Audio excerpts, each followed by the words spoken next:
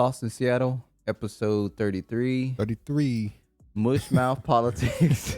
Yeah, if you saw the comment section last time, we got checked by the elder. The elder had to check us. He checked the shit out of us. But yeah, shout out to him. Shout out to y'all. Thank you for coming in for another episode. The critiques is welcome. Yeah, we are not with the beyond reproach. We are not gods. We are men. But yeah, we're gonna go into some stuff. Obviously, with recent news, it just happened with Ahmaud Arbery.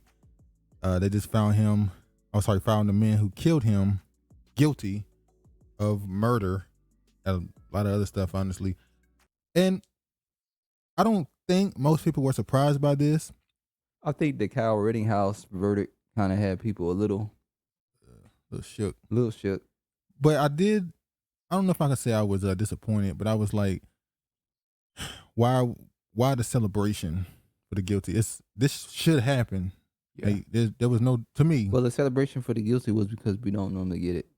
Yeah, unfortunately, these situations, unarmed man, minding his business, trying to get away from somebody, and that's not enough. Can't even jog. That's why I stay on the main streets. You'll never see me on a trail. Yeah. You'll never see me hiking. The defense, a lot of people was pissed off with the defense because they made some comments in their closing arguments, like talking about his toenail, call it his dirty toenails, as that woman called it. She was like, and she was making that point because people consider people who are avid joggers or runners, they would have good foot health. You know, they would keep their nails trimmed, foot clean, just in general, would keep their body clean. So she tried to use the idea of his feet being dirty, him having long, dirty toenails as an attack on him. Like, I see he wasn't out there jogging. But a lot of people was mad, but you got to understand, when a defense attorney job is to get somebody off, they have to be cutthroat, ruthless. They got to pull all weapons out of the bag. There was no way she was going to win this case. So she just tried to go for the jugular. And do you think it might have hurt her? It's called the war chest. Yeah, do you think you think those comments might have hurt the case? Because some people might have just been like, you talking crazy about this dude, you know. No, any jury was, you think they already made their mind up? They had already made their mind up. They already knew this nigga guilty. He ain't getting off. But I'm going to read a little bit of this right here. Boom. It says 3 men charged with the killing of Ahmaud Arbery in a case that brought condemnation of racist vigilantism were found guilty on Wednesday of murder, setting off exuberant outbursts inside and outside the courthouse. After more than 10 hours of deliberation, the jury of 11 white people and 1 black man found Travis McMichael, the man who killed Arbery with shotgun blasts, guilty of all 9 counts against him. This included malice murder, felony murder, aggravated assault, and false imprisonment. His father, Greg McMichael, and neighbor William Roddie Bryan also were found guilty of felony murder, aggravated assault, and false imprisonment.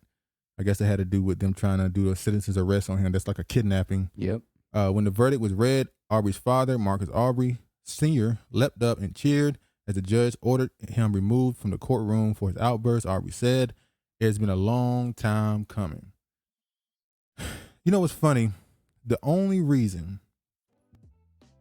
that we know about this case and the only reason why it's possible for them to even be in jail right now is because of, I don't know if it's their ignorance or their arrogance.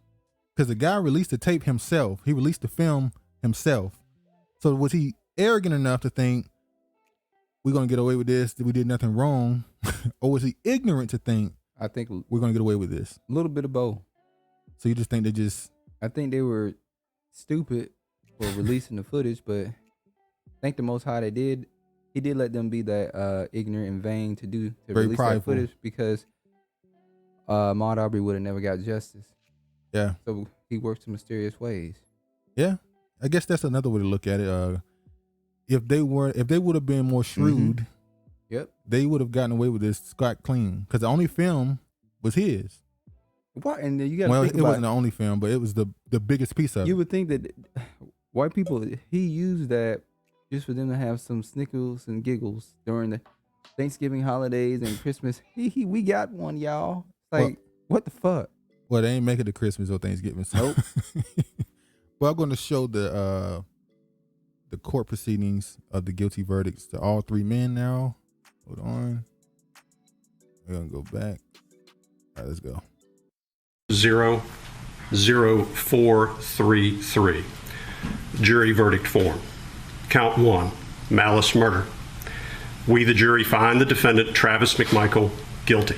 I'm going to ask that whoever just made an outburst be removed from the court, please.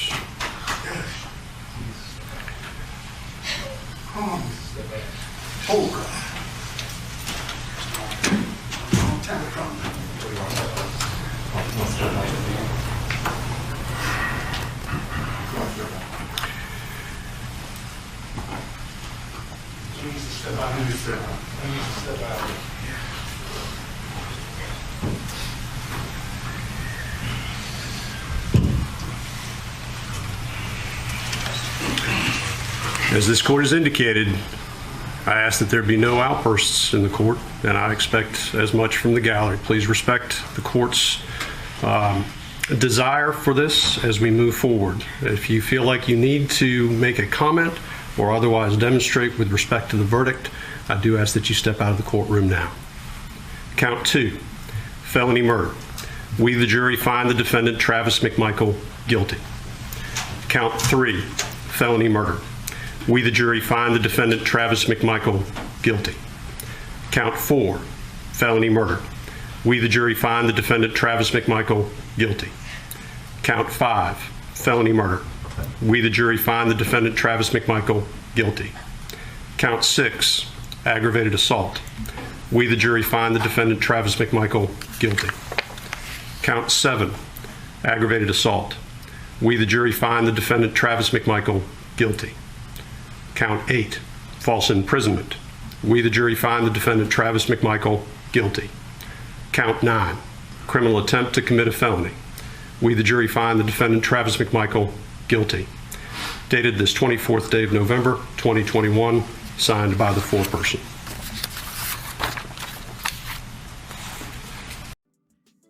The other two is pretty much found guilty of the same thing, other than a few things here and there. He was the one who really got the murder charge. He's the one who pulled trigger. So the rest of the two got, the malice intent, basically kidnapping and all that stuff. Who do you think you are to just take somebody's life? Like, imagine they in a neighborhood that you feel like they should be in. They should not be in. And I was so angry with a lot of these so-called black conservatives who, the second this thing came out, they immediately cast this dude as a criminal and made it seem as though he was wrong for going on about his business with two men running up on him, asking him questions they got no business to. He's wrong for trying to get away from them. When you black conservatives get invited to these white people events that you go to, and you leaving from this party, and a cop happened to pull No, you. not a cop. This was citizens. These were regular people. Citizens see you driving at nighttime, and they just happen to pull in front of you and one pull behind you and ask you, what you doing in this neighborhood? There was a break-in entering in this neighborhood just a couple your car minutes ago, and your car matched the description. What are you going to do? You're going to say, get away from me.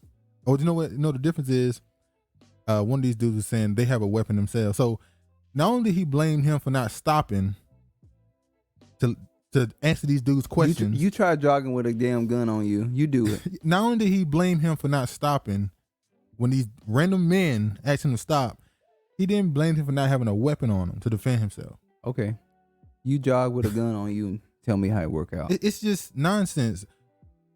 I always say, we all know that the quote-unquote left side of politics, the Democrats, a lot of them do things for representation. They want nothing material. They want nothing tangible. All they want is somebody to get hired that look like them so they can have a chance to get hired in the future. It's the same thing on the right.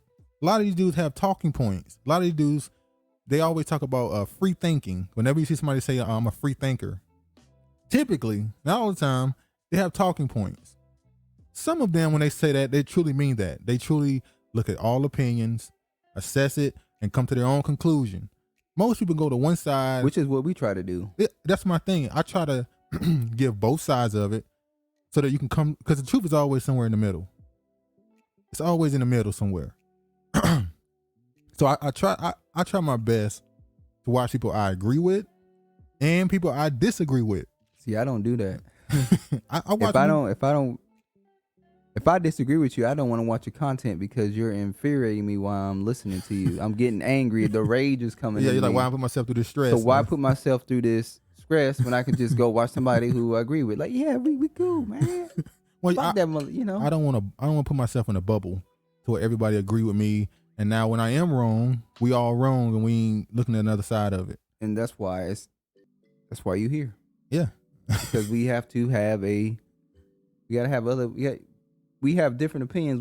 We don't think the same. Like, for instance, I used to watch Jason Whitlock. Not a lot, but I would watch him a little bit here and there. Huh? We can't. Can't do it no more. Yeah, but he said some things that made me so angry. Once again, he's not wrong on everything he said. It was about the January 6th exactly. insurrection. When he went on this rant against black people for being okay with the black police officer shooting that white woman, and they were making these things where, he was protecting the Capitol, they were being unruly, it was a riot. They was like, this is nonsense, it's a woman. How could you cheer for a man and shoot a woman?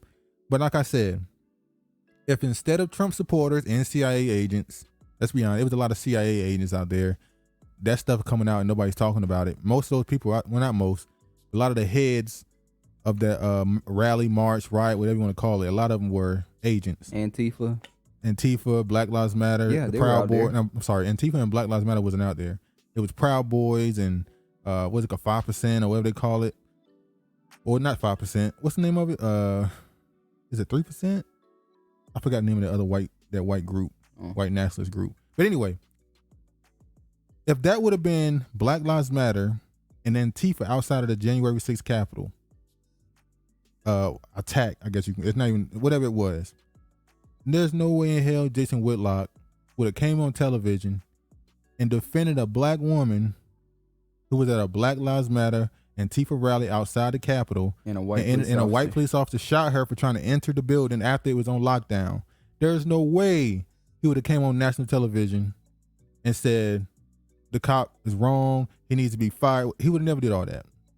He would have pulled something out of the bag. He would have said, why was she out there? This is trying to take over the Capitol. This country is about this and that. The order. It's just crazy how people say they are so free thinking and about truth, but yet their opinion is always aligned to one side or the other. I just find it strange. But anyway, I want to show y'all.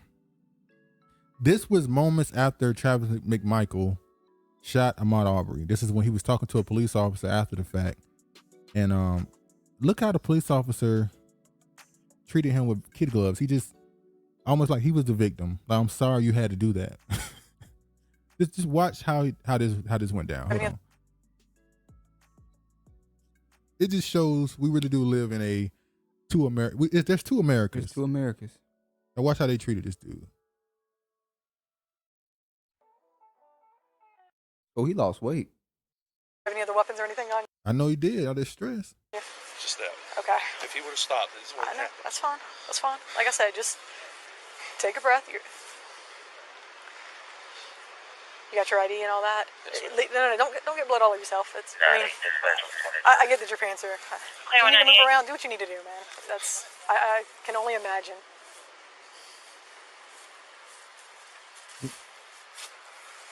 You got anybody who wants to call for you? I live right there. We've had break-ins. Okay. And my gun's stolen. Okay. And we caught him the other day, and Dad was outside, and saw him running by, and the neighbors pointing and everything. So saw who running by? him. Okay. So we run out to stop him to talk to him. Mm-hmm.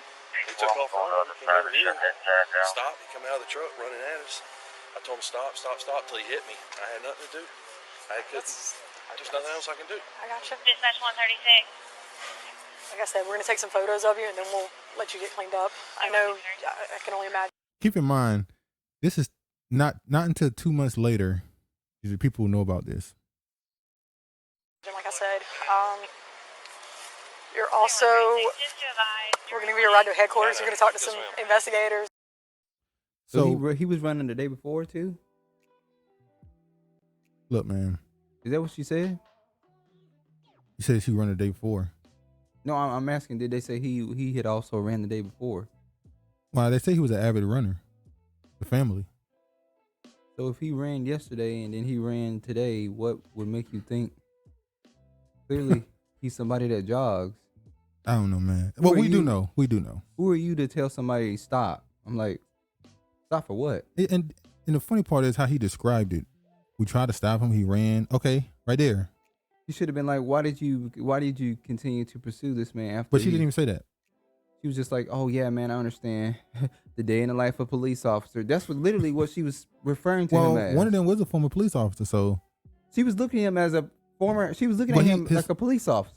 He's part of that police thing. He's a part of that family. So I'm sorry you had to do that. I'm sorry you had to kill an innocent person. Wicked. Anyway, all right. These people, boy. But like I said, their own. The guy who we thought wasn't a part of it. Remember when the film was first released? The guy who recorded it, people thought he was being a good Samaritan by recording this and leaking it. Like, this is wrong. Look what it did to this man. Turns he was with him. He was a part of the KKK. It was crazy because we thought he was one of the dudes recording it to show the wicked shit they did, and no, he actually recorded it for proof to think that they did nothing wrong. And now he going to prison with them. Well, yeah. That's the next thing we gotta ask. How long do they get? I think the Travis McMichael dude, he should get no less than. I mean, he hunted a man down and killed him. You get life. Yeah, I about to say 25 to life. The other two, what, 15 each? With a possibility of parole, more than likely? Not a possibility of parole. No, but they didn't fire. Don't matter. They were basically like accessory. So I would imagine they'll get like 15. He should get 25 plus. But they'll have a chance at parole maybe. Unless they really go lenient on them. Now we got to talk about the family. And like I said, when these cases happen, I don't even want to see the family. Because it's always one. It's always one. After this happened, I remember thinking, okay, so that got to be it, right? And then you know who I saw? I saw Ben Crump. I said, oh no. He chased that ambulance. Ben Crump ain't going nowhere without his check. So who they gonna sue? What is civil lawsuit gonna happen? We gonna find out later. Ben's like, I know we can get a check out of here. Somebody fucked up somewhere. Let me look into this. Somebody got caught slipping. That's all I know. And it turns out this time, because every case with a situation, there's one family member that's super, trying to be the most pro people person ever, and love everybody. Like the damn what's that girl name? Ben Jean Brotham. Yeah, the brother and the mom. Emma Geiger, the brother went and hugged the woman, fixing her hair, giving her what's wrong with y'all? Then you had the other girl who was killed with her nephew playing video games. Yep. The father said, "I want justice," and the mom then was like, "Looking for a check." Yeah, mom. Ben Crump was on that one too, wasn't he? Yep. No. It was the other one. It was the other guy. He with this too. That dude he be with the mom most of the time. Ben Crump be with the father. So I don't know if that's them playing both sides. The dynamic. The dynamic. I'm gonna work this side. You work that one. But in that situation, the father, the girl who died in Texas, to the police officer that shot her through the window. By the way, I'm not doing my due diligence. I should have went and seen what's going on with that. I'm gonna go make sure I go see what's going on with that. The Emma Geiger case was worse. Because I don't know about that. It was worse. He literally got on the stand and said, "Oh, you talking about how their reaction? Yeah. Yeah, the reaction. Yeah. Saying how he don't even, he wished he wouldn't even have to go to jail. It's like, yeah, I wish he wouldn't have to go to jail so we can meet up later tonight, possibly. What the fuck is wrong with you? When he hugged that woman, he was like, "Is this dude sexual tension that he has with this woman?" It's like, what the hell wrong with you? And the black woman in here, putting on her mammy suit, brushing her hair, stroking her hair, her golden locks. Like, what the fuck is that case was? And the black woman offering a Bible. The judge. You go, what are we at right now? But in the other case, the father ended up dying who said he wanted justice. And then now I'm going to go make sure I go see what's going on with that situation. This, we saw the other day, she has done 2 appeals and they both been denied. So she don't have no remorse for what she did. Because if she did, she would just do a time and kill a man. You kill a man in his own home. You should do be your time. You should be willing to sit there. They gonna let you get out early anyway. Yeah. They're not gonna let her serve her full sentence. Well, how much time did she get? I don't even know how much time she got, to be quite honest with you. Honestly, after that situation, I didn't even care. I mean, after the brother gave a hug and pretty much wanted her to meet up with her later on at the motel, I was done with the case. I'm But anyway, let's go to see what the father had to say after the fact. Let's see. For real, all life matters. All life. Yes. Not just black children. We don't want to see nobody go through this. Amen. I don't want to see no daddy watch a kid get lynched and shot down like that. That's right, Mom. So it's all our problem. Black people are so magnanimous. We just find a way to give everybody hope. We find a way to give except ourselves. We don't give each other hope. No, we'll do anything to we'll tear hold you a down. grudge against a nigga forever. Black Americans are the only people I truly believe do not see color. Well, no, niggas see color. We see color, but we see it at we actually not we they actually no. We and some of us. Let's say it like that. We and some of us. They actually just be like, no, they cool. It's like you have seen what these people have done, and you still choose to want to associate yourself with them. I don't understand. And look at Al Sharpton. I remember. Was it in Chicago? Jesse Jackson. They had him marching around for the Rittenhouse trial verdict, and I'm like, this man can't walk. Take that man home and let him enjoy the rest of his year. Why y'all got him out here using his name and his face, his brand to get clout for politics? Take that man home. What is wrong with y'all? How old is Al Sharpton? Done lost all his weight. He done got rejuvenated. Now he back on the prowl.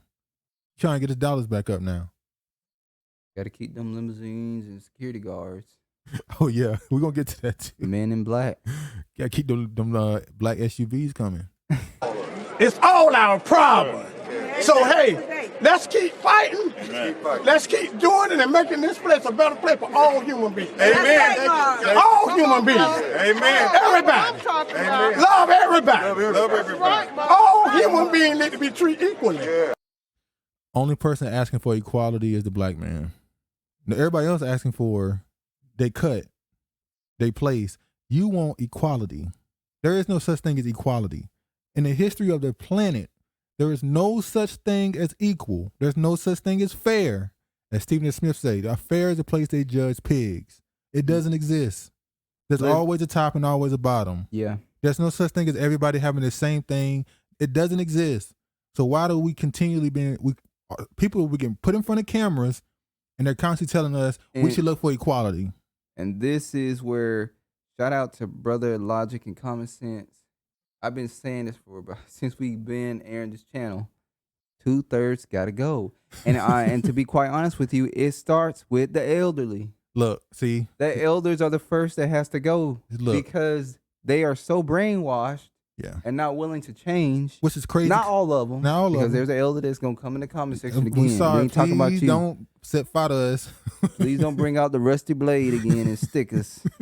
But we felt it the first time. But the point I'm making is it doesn't make sense because the older generation, let's be honest, they did more stuff than the newer generation. They actually went in the streets. More. Yeah, they went in the streets. They did battle this stuff head on. They had to worry about a person coming to their house. Well, damn, they just happened to bottom Gene, but coming to their house and just saying, you come with me, and your mom and daddy just gotta let you go.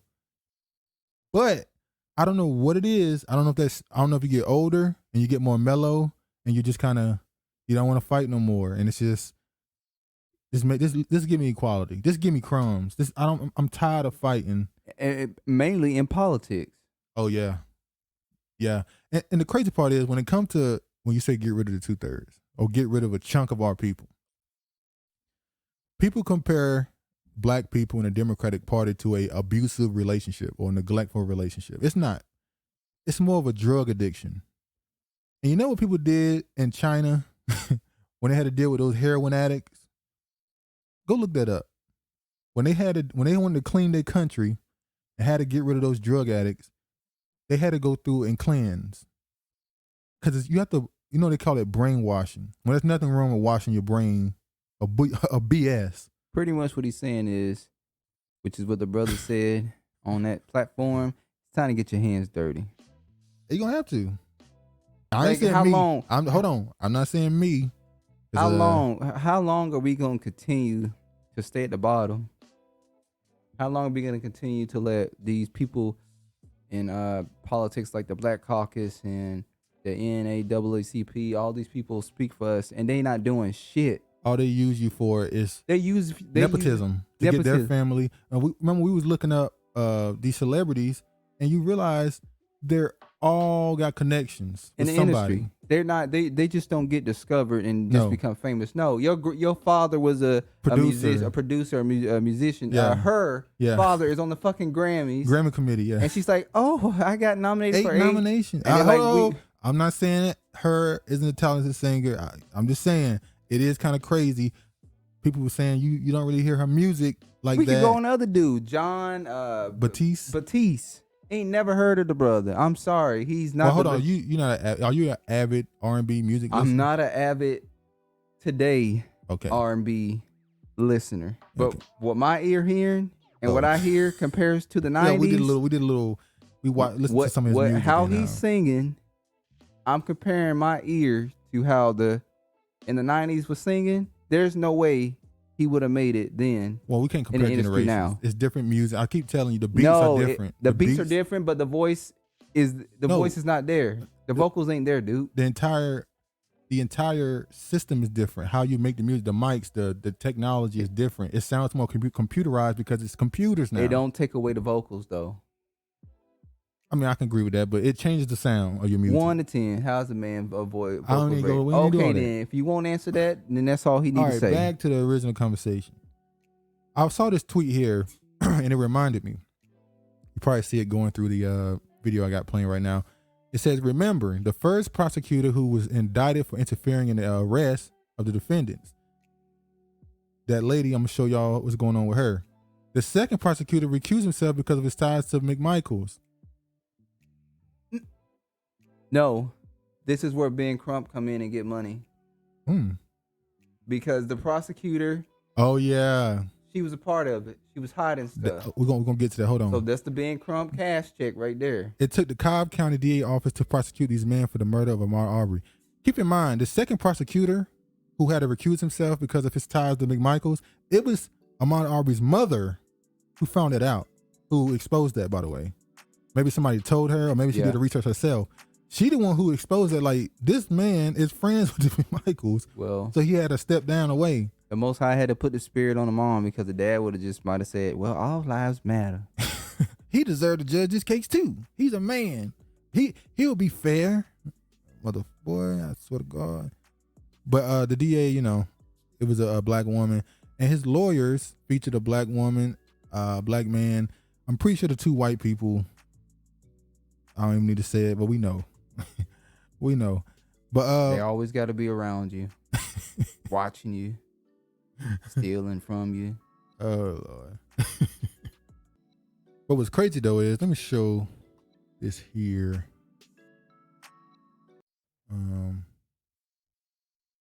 Ex-prosecutor charged in a Ahmaud Arbery case, booked in jail. Now that happened in a couple months ago, but then she just recently got rebooked, I guess. This article came out. So they seem to be going after, I'm sorry, not rebooked. They talked about her getting booked and the accountant, she was able to get herself out. But I guess they're about to hit her with obstruction. But she came out and said, this is BS. People are trying to come at me. I'm going to play a video of her response to being accused of telling people not to charge the McMichaels. Hold on. And did the police officer do it? Do what?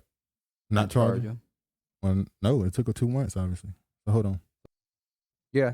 So once again, Ben Crump, that's how he gonna tie this to a check. He gonna say she told the police department not to do anything. Yeah. They did not investigate. 2 months of no justice. Yeah. So they should be compensated for the pain and suffering. Their pain and suffering. Yeah. All right, let me show y'all what she had to say about the situation. She said they lying on her.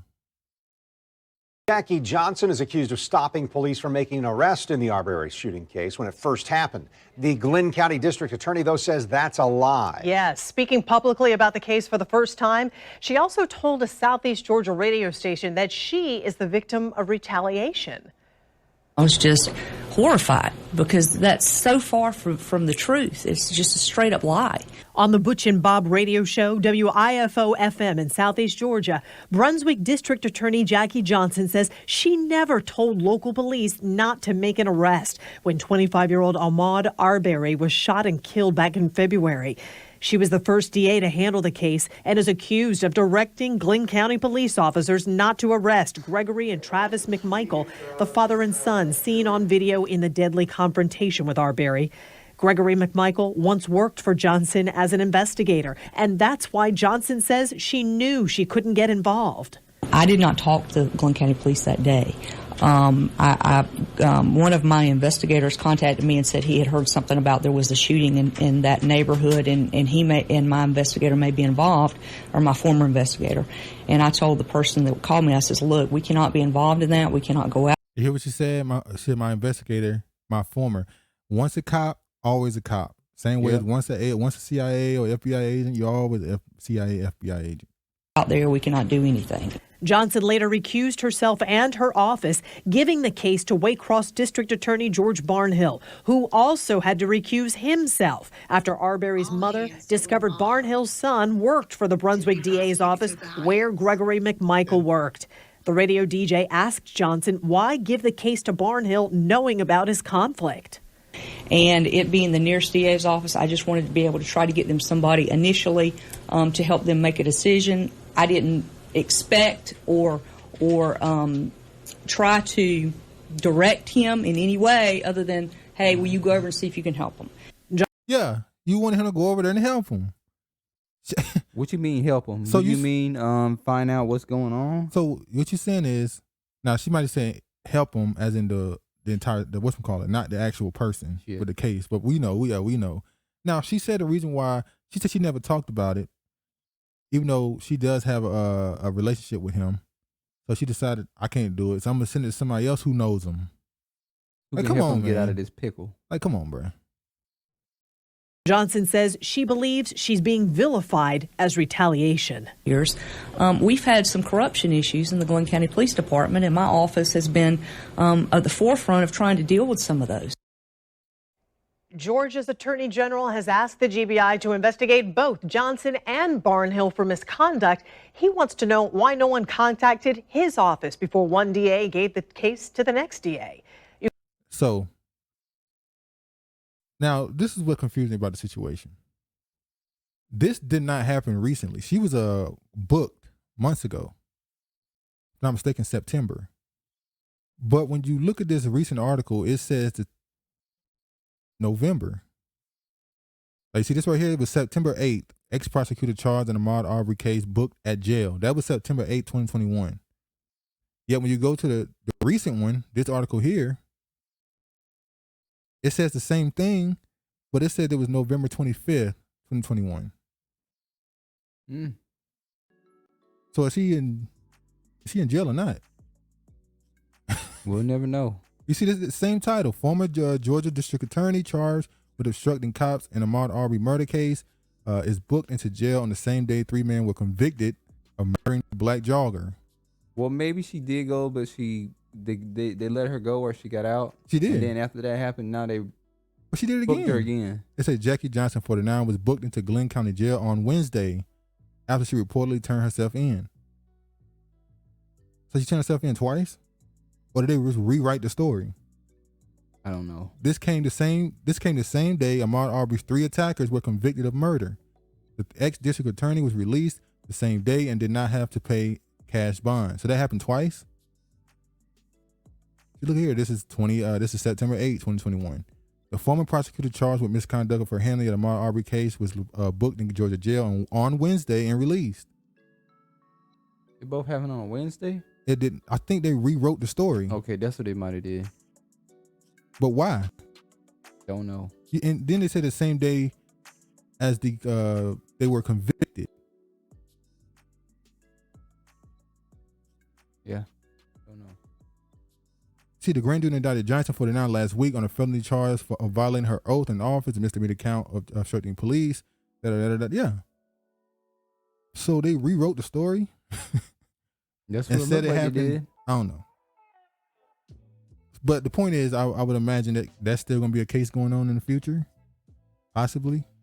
Ben Crump hopes it's a case that's going on so he can get that check and get a percentage of that check. Ben Crump, boy.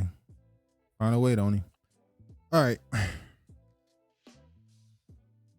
We got to talk about this. Yeah. We got to talk about this crazy junk. This guy, Darrell Brooks Jr., I still can't say his name. Waukesha is how you say it? Waukesha parade attack on the Christmas parade. When I saw this, Thanksgiving parade or a Christmas parade? It was a Christmas. That's my point. Remember when this first happened? I asked you. I said, "When is the last time you heard of a Christmas parade happening before Thanksgiving?" No, there is a Thanksgiving parade normally. Thanksgiving festival, Thanksgiving parade. Yeah, that's what I'm saying. I know where we from. There is a Thanksgiving festival, and then they have a parade during the Thanksgiving festival. Yeah, so I was like, okay. I guess when we start doing that, when did they start doing that before Thanksgiving? But it changes. Anyway, so this happened. This dude got a lot of stuff going on with him. A lot of baggage. I wouldn't call that baggage. That's you see, cash bail on the latest charge set at $5 million, and a preliminary hearing is scheduled January 14th at 9:15. Now the crazy part about this, they some trolls. Somebody started a GoFundMe to get him out, saying that he would never do that. And the person name was something Nelson. And obviously GoFundMe took the account down. But I was like, that was a white person. They would have kept it up. No, my point is, there was a white person who created that as a joke. We've seen white people do GoFundMe for people that have, they have. For mass killers? I can't say mass killers, but I've definitely seen them do GoFundMes for people who've been accused of a crime that was a racist crime. I gotta be honest, I don't know if white people even did. I think there was a white person who did it as a joke. Maybe I'm wrong. Maybe it was a person who really, I doubt it was a person who really supported him. I'm like, come on. But I just find that weird. They were trying to troll that situation. Were they gonna take the money for themselves, or what were they really gonna try to do? You were gonna get $5 million. I don't know. Yeah, people give money for no reason sometimes. It's weird. See here, come on. Darrell Brooks Jr. was charged with 5 counts of intentional homicide in a crash Sunday in Waukesha, with a Milwaukee suburb. Prosecutors in Wisconsin on Tuesday charged the man with intentional homicide in the death of 5 people who were killed when an SUV was driven into a Christmas parade that also left 62 people injured. Now they said, I think at this point, as you say, 6 people died. 6 people have died. All 40 white. Injured, most children. Yes. Yeah, you about it. This remind me of the scene of Set It Off when. Oh yeah, at the end. They was chasing them with the helicopters, and Dr. Dre said, "They ain't getting out of this shit." Yeah, it's not funny. It's just like no, it's not. Funny. It's so extreme. He's you just go done. But when you look at his history, you think to yourself, this dude clearly, he got an uneasy spirit about him, obviously. But he says other things they're gonna use this to tie him to other things. We're gonna get to that. Sounds like he's enraged. People don't want to hear that, but we're gonna get to that. Prosecutors say the 6th person, a child, has died, and more charges are pending. Darrell Brooks Jr. was charged with 5 counts of intentional homicide in the crash Sunday. Well, we talked about that. 8-year-old boy. This afternoon, the Dear Jackson and Sally succumbed to his injuries and passed away.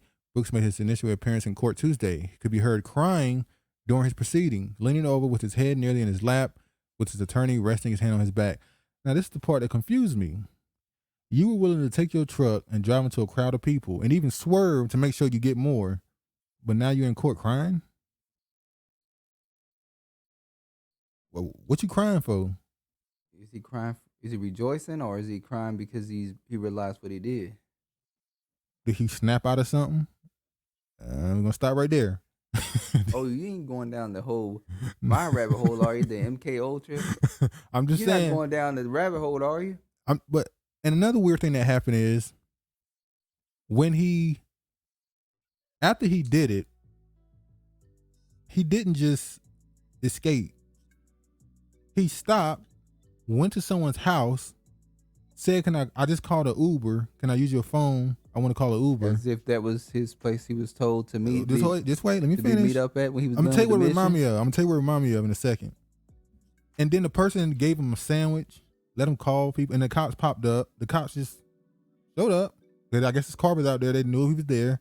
And they just took him. And they remind me of Nipsey Hussle. Oh, thank you. Because I was like, are you going with the I whole know thing? y'all might be saying you a loony mother. Look, I'm just saying, that remind me of the dude who shot Nipsey Hussle and then went to the crazy house. And it was like, you was told to meet somebody here. Also, the story when the white man shot up the Waffle House. Exactly. And he went to the woods and waited for the cops to come and get him. And that whole situation, because it was a black dude, we're not even getting to Listen, y'all, you can call me crazy all you want to, but shit be adding up. This reminds shit me. Don't make sense sometimes. This reminds me a lot of the Nipsey Hussle. He did this, and then he just drove to some random person's house. Just keep driving. He was told, programmed to carry this mission out, and then told, this is where we want you to meet at when you're done with the mission. But you guys think for yourself. He could just be a batshit crazy black man, just running people over. Just running people over. Now this also happened in New York a few years ago. Remember that? The black doctor? No. He was enraged. The dude who was in the military. I think he was a Mexican dude. Maybe he ran into New York, Times Square, and ran those people over, and then admitted afterwards he didn't remember doing none of it. What time of the year was this when this happened? I can't remember when that was. For some reason, I feel like it was Christmas. I know it probably wasn't. I feel like it was. We did a video like 2-3 weeks ago showing how some of these cases are literally just like other cases. And that was the Astroworld concert. Astroworld, yeah. And how, look at the dates and the timing of how when these events happen every year or every other year. It'd be the same thing repeating itself over and over and over again. Easter, late summer, fall. During these certain holidays. But we just gonna leave it at that because not everybody. Yeah. Darrell Brooks shared pro-Hitler memes, called for violence against white people. I'm not gonna show the video. As you see here, the ex-con charged over the deaths of 6 people at the Wisconsin Christmas parade shared social media posts calling for violence against white people and suggesting Hitler was right for killing Jews. Whew. Oh, you never say that. You would never. You never go against the Jews. And then he was doing this on Facebook. I don't know how he was still up. They won't even let your ass run ads and shit on Facebook. So I don't know how he got away with it unless he was. Yeah. Darrell, every time something happened, the first thing Facebook do is take the person's page down. You go, why? We need to see what the hell this do. But the public don't need to know that, I guess. The assignment is done. Y'all don't need to know. Darrell Brooks Jr., who was a decade-long rap sheet, shared a series of disturbing memes and messages on social media, most of which would have been deleted since his arrest and Sunday's deadly carnage. They included numerous posts attacking cops, comparing them to the Ku Klux Klan members. I mean, where he lied. Calling them violent street gangs. Where he lied. As well as calling for violence towards white people, according to the screenshots. Learned, not taught behavior. He wrote on June 9th last year amid the violent upheaval over George Floyd's murder by a Minnesota cop, according to the screenshot shared by the Daily Mail. So when we start back knocking white people the fuck out, I don't want to hear it. The old white people too, knock them the fuck out, period. He wrote under his rap name, Math Boy Fly, along with a middle finger emoji. The police had yet to announce the motive of Sunday's carnage, but all 6 who died, including Ayo Boy, were white.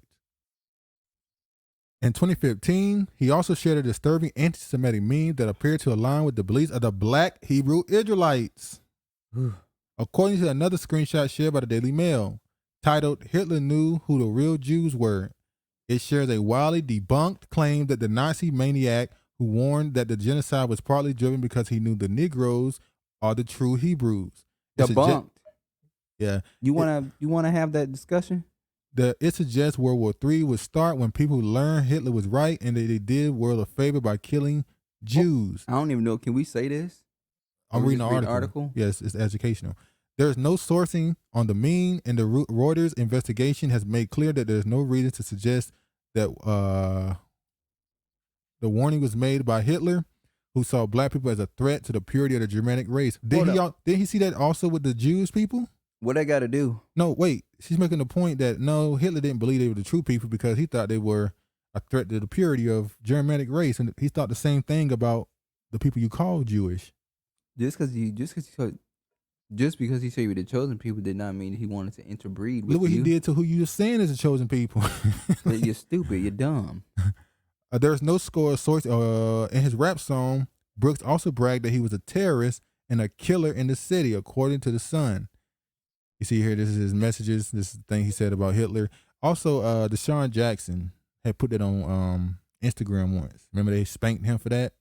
Made him go around apologizing, and he's still going through shit. Is he? I haven't kept up with it. I just know they, what's that guy name for the Patriots, the wide receiver? We're gonna go together to a Jewish museum, and then we'll go to an African American museum to understand each other. And it's like, what? Oh, the same thing with Nick Cannon having a rabbi shit go on his page. We'll never forget Nick. We will never forget. Just still mad with that man. Black Lives Matter. Now the stuff. Let me say this. The stuff they put in this article. I'm just being honest. This is typical stuff you see on people's timeline, like Black Lives Matter, F the police. So Black Lives Matter is seen as a derogatory thing to have on your page, but see, this is the left promotes it all the time. The Democratic Party promotes it all the time. So they're painting him as this black supremacist, black Hebrew Israelite aligned person, racist black man. Always attacking the black Hebrew Israelites. I wonder how they got sucked into this, but I just find it strange. I'm gonna show y'all the video. This dude just in the middle of running just stopped. Now maybe was his car destroyed because he did not drive no further, so he had to get out the car to stop working. So he stopped there and he was like, "I got to call an Uber," but they're not gonna come to a random spot. Let me get his address to this house.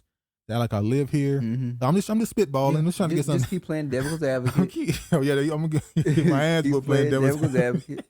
We done already told a real story 10 minutes ago what happened. Yeah. He had an assignment. He filled out his assignment. He waited. Yeah, it's kind of, it don't look too good for him, man. But let me show y'all this article of the guy. And it was obviously, another thing, I think it was a Caucasian guy. Didn't you say his lawyer was white too? Yeah, lawyer white. Now, if this man is a black supremacist, he would have said, I want a black lawyer. I'm going to represent myself. No, he's sitting there next to this white one. Like, how you going to get me out of this shit? And he ain't getting out of shit. And he shouldn't. But, yeah, he ain't getting out of shit. Let me see. Well, Keisha man She-Devil got power, though. Huh? She-Devils got power. What you mean? Off of Undercover Brother? Oh, yeah. He named white women she-devils. Well, Keisha man let Christmas parade suspect Darrell Brooks into his home moments after crash is hard to even wrap your head around. The Wisconsin man who allegedly, well, is there proof he was in the car now? Is that what they're saying? Are they trying to make an argument? He may not have been in the car. It may have not been him. Oh, Lord. Christmas parade killing 6 people had knocked on a nearby house just minutes after the carnage and found a friendly neighbor. Daniel Ryder, who was home watching a football game when Brooks showed up Sunday looking thin and cold. So I was like, oh, this is my chance to help somebody. I'm going to warm him up, give him some food, Ryder told the outlet Wednesday. Ryder had no idea that the devastation rendered just moments earlier, but remembered his mother and his church teaching him to always help others. Mm-hmm. So Ryder made Brooks a sandwich and let him use his phone to request an Uber. He was so polite. He was nice to me. He listened to everything I told him to do. Now, knowing what he just did moments before that, it's hard to even wrap your head around. This is a white man. I just assumed that. I know. I assumed that. My fault. But, I mean, I'm just saying. How many people letting people in their house and eat a sandwich and call Uber? Nobody. That's why I'm just saying. After 10 minutes later, Ryder's... And COVID going on right now? People don't even... You have somebody, can I use your phone? They don't respond. They just look at you and go... Oh, yeah, ask them to use their phone. You really think I'm gonna let you use my phone and this shit going on? Nigga, you don't get on. Get your ass. Whoop your ass. Brooks, about 10 minutes later, Ryder said he saw a police car driving around and got nervous. Then asked Brooks to leave. The Uber showed up a minute after The Uber showed up a minute after he left Ryder's house, and a maroon SUV was still parked near Ryder's driveway. So let me get it straight. This running man walks to your door, and you see this dude in the picture. This is him. This running man walks to your door, says, "Hey man, I need to call an Uber. Can you help?" He said, "Okay." You make him a sandwich. You know how much time that take? What's that? 5 minutes, 10 minutes? Uber normally. I'm talking about the sandwich. Making the sandwich. What's that? No, Uber typically comes if you live in 8 minutes, 10 minutes. 8 to 10 minutes. So the sandwich took 4 or 5 minutes to make the sandwich. He must have called the Uber after he ate. That's another 10 minutes. And then when you see the cops, you can tell him to leave. Why make him a sandwich? He clearly had, if he has money to pay for Uber, he has money to go get him something to eat. He said he was homeless. That's the crazy part. So how you pay for Uber? That's Uber, you have to use you got to have a bank card, a credit card. You don't pay cash for Uber. It's literally like they get their money off top. I mean, when you see the video, you'll see. Brooker 39 was charged Tuesday with 5 counts of first degree intent. We saw that. Virginia saw all the people's names. Brooks was slapped with a $5 million cash bail after the judge declared him a flight risk. How much money he got? You know, a flight risk typically is for people who got money. They can just bounce anytime they want to. How much money does he got? Because they think he could just bounce, just go. Because it's not like he's going to another state. He had to go to another country in the middle of COVID. That man showed up to my door looking like that. Well, I don't know if he had the crazy eyes then. Maybe he was mellow still a little bit. Oh, the spirit. He had been charged. Witness. He had been charged with crimes more than a dozen times since 1999. Most were in Wisconsin, but some also occurred in Georgia and Nevada. He had 2 outstanding cases against him at the time of the parade disaster. Those charges included resisting or obstructing an officer, reckless endangering, disorderly conduct, bail jumping, and battery. His next court appearance is scheduled January 14th. Keep in mind, he's accused of trying to run over his baby mama. Matter of fact, he was out on bail for trying to run over his baby mama. And the reason why he got out on bail for that is because they have a new thing there where, you know, remember that around the time of the election, maybe during the protests, they was talking about bail bonds and all this stuff. Mm-hmm. How this is wrong, this is injustice, keeping people locked up because they're poor. When they got rid of that there, and you can get out for a lot cheaper. He had a $1,000 bond. That normally would probably be a $10,000 bond, maybe more. So you only had to pay $100. Yeah, exactly. So he got out with a couple $100. So now he gets out, and the dude who put past that amendment to do that law said that he knows. He said this back a couple years ago. He said he knows when he implement this, somebody he released early on this bill will end up killing someone, but that it's worth the good that it'll do. And what do you know? He released somebody and ended up killing somebody. And guess what? They was black. And guess who that guy guess who funded that guy's campaign? George Soros? Yep. Ah, damn. Everything ties back into everything. George Soros is also funding Black Lives Matter. Black Lives Matter. Yep. This dude is clearly CIA. George. I don't even need to say, if y'all don't got it yet, I don't know what to say. Yeah, you see here, this is another one. I'm not going to show this one, but with massacre suspect Darrell Brooks was convicted of threatening to bomb Nugget Casino in Nevada and still wanted after failing to appear in court. So he still had a charge of threatening to bomb a casino. Yeah, Darrell Brooks was busted in March 2007 for calling in a bomb threat to a $43 per night a Nugget Casino Resort in Sparks, Nevada. DailyMail.com can reveal he was warned of probation and had been convicted of conspiring to disturb the peace. A gross misdemeanor, and was banned from the casino for life. So this casino was in Sparks, Nevada, and he wanted to call some sparks in this damn casino. Yeah. But he also is accused of sex trafficking.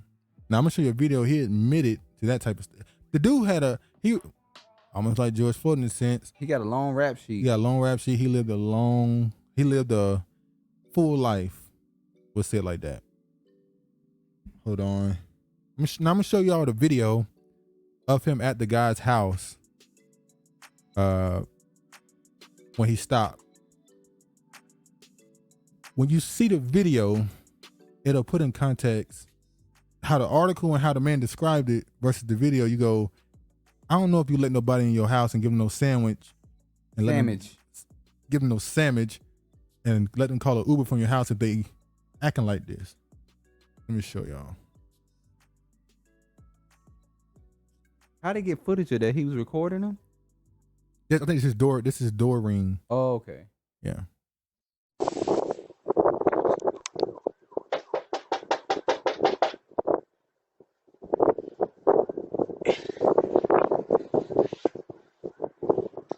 Hey. Now, you can hear the cops while he stopped driving. I called an Uber and I'm supposed to be waiting for it over here, but I don't know when it's coming. Can you call it for me, please? I'm homeless. So he called an Uber, but he's homeless. He needs to get in your house so I can call them to make sure they're coming. Well, how you call them? You don't call Ubers. You get on. You have Uber. You download an app. And wait, hold on. You don't Let's call. talk about that. That's a taxi. You call. You hold on. Depending on what city you like. I think he might still wait. In Seattle, hold you don't got this experience. Yeah. Let me break down the experience. Yeah, do that for me. So, in New York, okay, you don't. There's taxis on the street. Use an you example. Put your thumb up. You know how you get a taxi. Yeah. For Uber, you download the Uber or the Lyft app. I know you have to go through the app. I'm saying he said you call them. You don't call them. You can't call an Uber.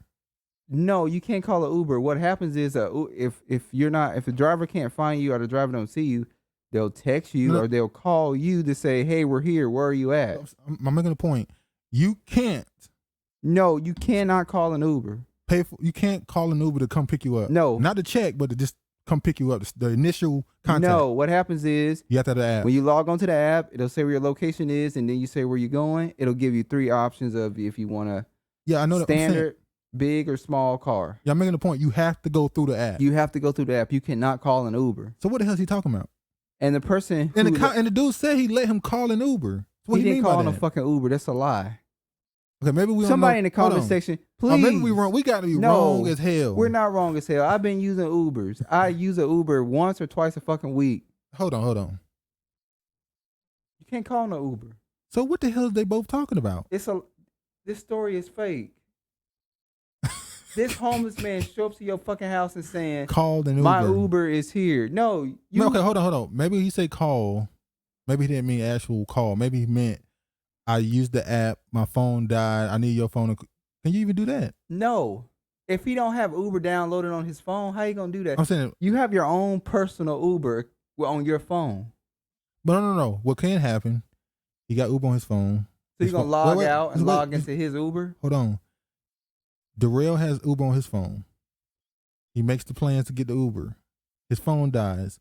He uses the other person to call the Uber that he already requested. How you gonna call him? You know the number. Maybe he remember the number. Dude, you sound dumb as hell right now. Uber don't have no fucking number. How you gonna call not Uber? The driver. The driver. How he get the driver number if his phone died? He already requested it. Maybe he. You don't get their phone number. You don't get their phone number until they call you. All right, yeah. It's a whole. Maybe I'm reading it wrong. Yeah, Maybe I don't know what I'm. No, I'm just making sure. You got me like you got me crazy you gotta right understand. now. You gotta understand. If we're right, if I'm right, I'm right. This story is bullshit. It's the point. When he just said, I came to the door. When he told him, he came to the door and said, I need to use your phone to call an Uber. My Uber is on the way. I need it. But then he said he let him call it. Then he said the Uber showed up a minute after he left. That's a lie. If the Uber showed up to this address. Yes. So how did he know he was at this address? He said he called him already. So he stopped in front of this man's house and called, phone died. If you have location, you have the location on your phone. It'll show where you are. It's tracking you. Yeah. So when you pull up your Uber app, it'll tell you exactly where you are. And then you have to it'll say where, because it already has your location where you're at based on if you have your location on. Okay. So did he get out of his car, request the Uber in front of this man's house, and then his phone died? It went through, his phone died. Yeah. And the Ubers, and he just saw the Uber, they have on the car, it'll say Uber or Lyft. It'll let you know that's who they are. Yeah. Like a little logo thing. Maybe that's what happened. That's what happened. But he said he called using his phone. That's a fucking lie. That's the part I'm stuck on. Y'all, if we sound stupid right now, please tell me. I didn't think you can call an Uber. I thought you used the app.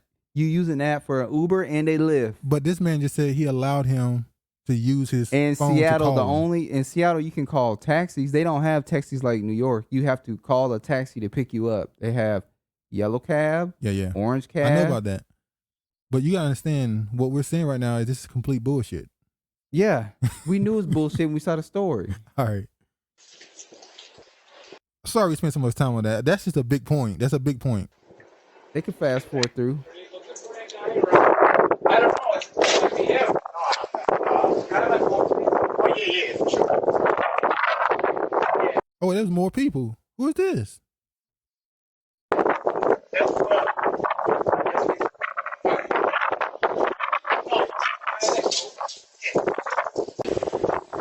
My ID. My ID.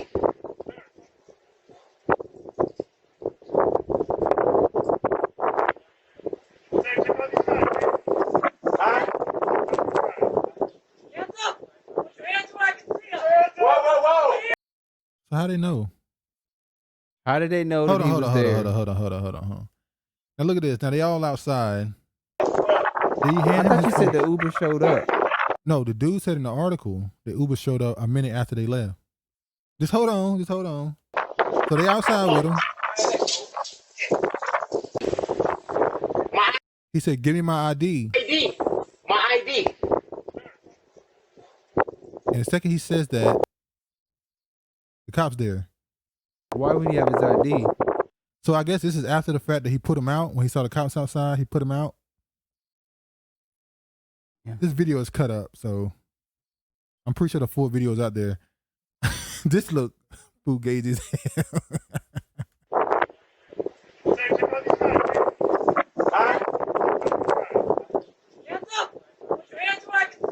Whoa. 26, 500 block of Elizabeth, 126.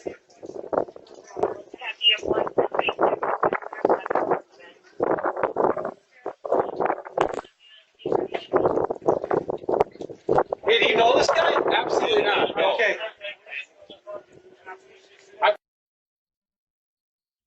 Maybe we just read that totally wrong, the situation. No, we didn't read it totally wrong. But according to that guy, he said he came to his door.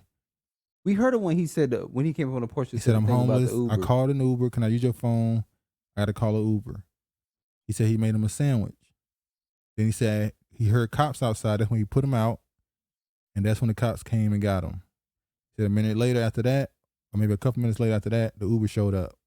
If he meant, maybe he misspoke instead of saying he booked the Uber, he's using saying I called an Uber. Because you know how black people interchange words that really don't. So maybe did he call another Uber for him?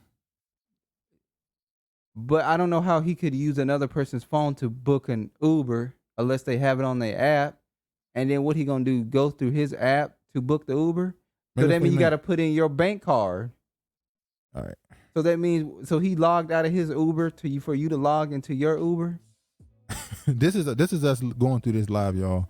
So please, if we don't make sense, I think it makes sense, but we don't make sense, just skip over and tell us. But that don't make sense. You have to have a fucking app on your phone for an Uber and a Lyft. Yeah. You don't call Ubers, you book a ride. All right, so we're going to show who this guy is. We can go ahead and just go over here. I'm not going to. So as you can see, this is him. And then as soon as we fall out, all of a sudden now I'm a pedophile. Let me explain that. 10 years ago, 2006, I caught a case with my oldest daughter's mama. Yes, my baby mama. She's from Oakland. I was busting moves in Nevada. I meet the bitch. She says she want to get down, so I'm pimping on the bitch. I take her to Nevada. You know what I'm saying? I get cracked. You know what I'm saying? I didn't know the bitch was 16 at the time. She gave a statement to the police and told them, yeah, she was hoeing, that I was pimping, and that she was 16, and that I didn't know that. Okay? And then as soon as we fall out, all of a sudden now I'm a pedophile. Let me explain. So that's him in the child sex trafficking thing. And these are some of the other stuff he shared across the social media. Help Africa is in the struggle to free itself from Western domination. No matter where the black man is, he will never be respected until Africa is a world power. And he agreed with Malcolm X. He called them gangs, the cops. He put a prayer emoji up for George Floyd. Now, where's the negativity in that? That's Black Lives Matter. What the hell? Shots fired at George Floyd Square. He's agreeing that what the cops did was murder. So they went through his social media and found a bunch of stuff that really, most of it, I'm just being honest, what he did was what he did.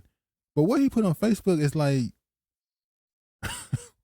I see this shit on everybody social media. Like, this is not the land of the free and home of the brave. It is the land of the stolen and home of the slave. And he said that part. So, you see here, he said, no matter how much you trust the police, always remember the police are trained to never trust you. You see here, did you know Black Friday stemmed from slavery? It is a day after Thanksgiving when slave traders would sell slaves for a discount to assist plantation owners with more helpers for an upcoming winter, for cutting and stacking firewood, with winter proofing, etc. Hence the name. Is the day after Thanksgiving. It's funny. Have fun supporting your master's day of shopping. So, as far as his memes, that's really it. Malcolm X talking shit about cops, how evil America is, and obviously he got some videos. He got his music that he put out. He was a rapper. It's not possible that the revolution has started in Wisconsin, starting with this Christmas parade. Now I don't know. Maybe it's something I'm missing, but I said I wasn't gonna speak on the rumors. Y'all are repeating some of the stuff that that has come up, and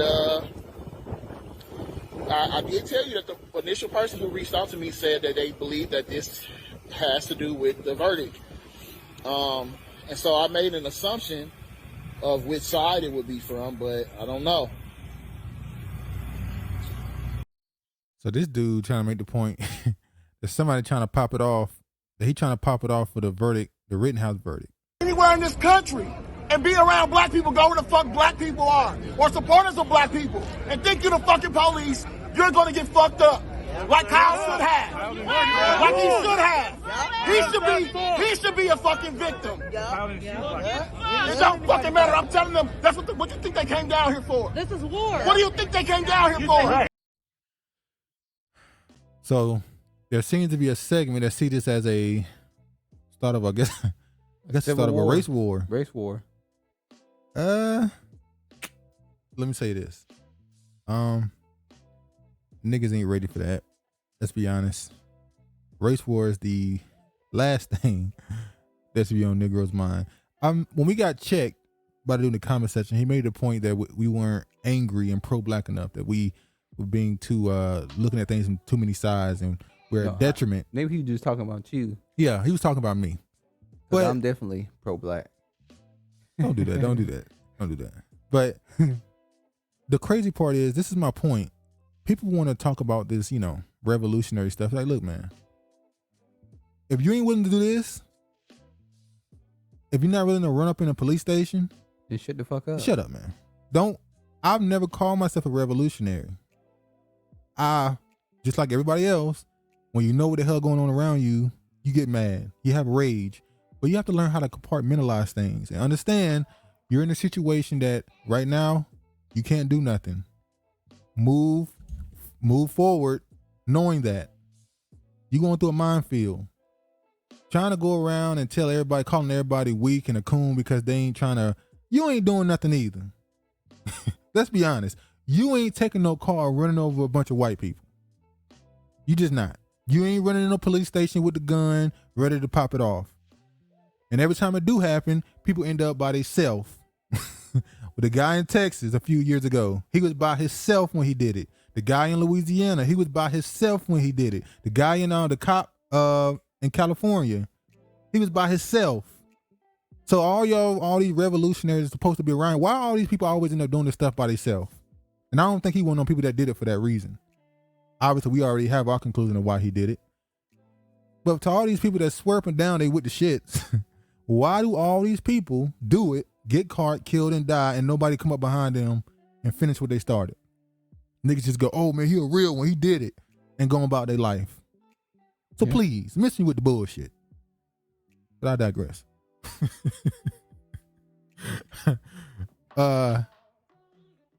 This situation, like I said, we stuck on that Uber situation a lot. It probably is not pertinent at all to the discussion, but it's definitely pertinent. I know, but I'm just saying we was on. I ain't gonna let you disregard my little thing I had. That was pertinent. I got facts on my side. Shit, you can't call no fucking Uber. You can book one. Maybe he just misspoke, man. You can't book an Uber on somebody else's phone. Maybe he booked one for him. You gave him his bank card. We're not going to say. Okay. Maybe you need he's already in his phone. Whose phone? The guy he's using his phone. So it's in Darrell's phone, not in the man house he went to. Maybe he let him use his credit card. Let him use his phone to buy Uber off of him. And then he gonna remove the credit card out of his. No, on his phone. You don't understand. You don't. Yeah. Let's just go on. All right. Let's see. Kwame Brown. Mr. Kwame Brown. A lot of people, not a lot, a few people have responses to Kwame Brown's his point of view on the Calvin Rittenhouse verdict, where he made the point, and I disagree with what he said too. He said this ain't political. He just a kid. Y'all just mad because he white and got away with it. This ain't got nothing to do with black people. Why y'all care? I think very much so it had to do with. Well, I said out of my own mouth. We said it together that I said up until about 2 days, I didn't understand why. And then I said, I got it. It was clear to me why some people were invested. Well, I made the point that why are white people worried about a white person killing 2 white people? Well, that's because if this kid gets to go around traveling from out of state to another state saying, oh, I'm going to go here and protect these people's property. And if I have to pop a couple motherfuckers, that's what's going on, then everybody will use that excuse to why they killed such and such and such and such. Imagine if a George Floyd thing happened again, right? Yeah. And there's looting going on in the city. Yeah. And a bunch of white men get together and say, we're going to go over to this state to protect these people's property. And they just start militia, yeah. Yeah, killing black people. But see, that's a different case. And I'm not saying that they're the black people loot. Well, hold on. You just made a good point. If one person can be a vigilante, then why can't a group of people go be a vigilante? Yeah, and save these people property. Yeah, that's why I was like, okay, that's why you should be invested in this case. Yeah, they're rearranging and setting up laws for when they really want shit to pop off. That's why when that black dude said that this is the beginning of a race war, it is. I think that they've been trying to start a race war for years. What's the beginning of a race war? I don't think that particular incident was the beginning of a race war. What I'm saying is I think they have been intentionally trying to start a race war for a while now. They're like, we kill you, we shoot you down and scream, do all these things, and you still don't do shit. What do we have to do to get you people to rise up and fight? Yeah. But we got somebody fighting for us. Y'all don't have nobody fighting for y'all. We have somebody fighting for us. But you can see here somebody. A lot of the people that grabbed onto his comments are people that didn't like what he said about we shouldn't care about this case. And like I said, no, they didn't like the fact that he was saying, because George, to be in the comment section. Yeah, what up, George? He pretty much said that Kwame said that black people can't have do two things at once. Two things at once. That we're unintelligent, and I totally agree with that when he said that. So you saying Kwame said that black people are incapable of doing two things at once? He did not. That's not what he's saying. He's paraphrasing. He's saying that what he took out of that was you're saying that we can't do it. Why can't we be invested in both? Why we just got to be focused on Ahmaud Arbery's case?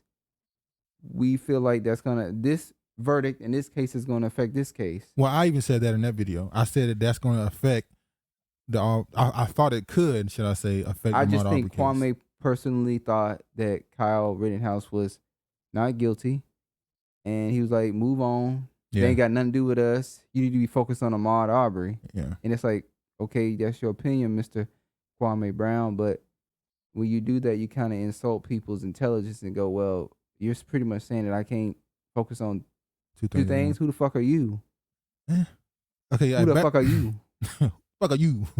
Conservative Source. This is the conservative news outlet. You know who we're gonna be on this. Basketball star sounded off about the politicization of the Kyle Rittenhouse trial, saying critics are getting paid by talking about how racist it is. Former National Basketball Association player Kwame Brown, 39, defended Rittenhouse, saying he was acting in self-defense. Rittenhouse was found not guilty on all charges from Friday regarding the shooting deaths of 2 rioters and wounding of a third in the wake of Jacob Blake's police shooting. That, to me, in my opinion, looked like self-defense. The courts found it as self-defense. He said Monday, the only bad thing is that he had to sit in jail for so long because they made something political that shouldn't have been political. If you're going to give the boy the gun charge, give him the damn gun charge or let the boy out. Rittenhouse, at most, should have been charged with a misdemeanor and sentenced to probation, he added. He could have been at home eating Fruit Loops or whatever the hell he eats. Instead of seeing the teenager trial objectively, critics just want to racialize it, Brown said. None of the victims were people of color. See, that's what his point was. Go ahead.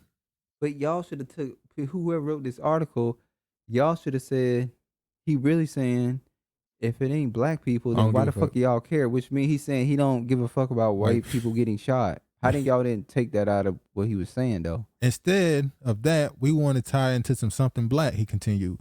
We want to tie it into something bigger so we can have some people come out and march and get checks off a little teenage back. And that, to me, is corny. Everything ain't political, okay? And then he went on to he went on talk shit about you can go watch the video and add some views to the man's channel. Yeah, I'll put a link in the channel. He said Al Sharpton, Jesse Jackson, Roland Martin, them motherfuckers got black ties, security, them motherfuckers got black SUV, them motherfuckers riding in style. Basically what he's saying is they some race hustlers. Yeah. He's calling them race hustlers and saying they feel this country is so racist, but they won't leave. Yeah, and they got all this money from being here. But they won't leave. Yeah. You a race hustler, basically, which is going to tie into something else we're going to speak about. But I seen, like I said, a couple people got in an uproar about this. Some felt the need to comment who have pretty large platforms. I'm waiting to see a response, but I'm going to leave it at that. But that wasn't nearly as bad as the worst thing I heard said about the Rittenhouse case. We heard something way worse from the leader, the head of the NAACP, the president. What this man said was so ludicrous, and it barely got any traction. People barely. Well, we know why. It's like they get talked about much. Where was BNC, Black News Channel? They should have been on this shit like white on rice. Flies on shit. Before we get to that, though, I want to show you the Rittenhouse situation. This is where I look at. I don't totally agree with Kwame on the Rittenhouse situation, because I'm gonna show y'all a video of Rittenhouse before the shooting, and look at what Rittenhouse was saying. He wasn't somebody who didn't want no smoke. When you listen to this video, he was looking for smoke. Anybody that would get their mama to drive them out of state to another state and she was willing to do it, they want smoke. They want smoke. Let's see. It looks like one of them has a weapon. She hung up.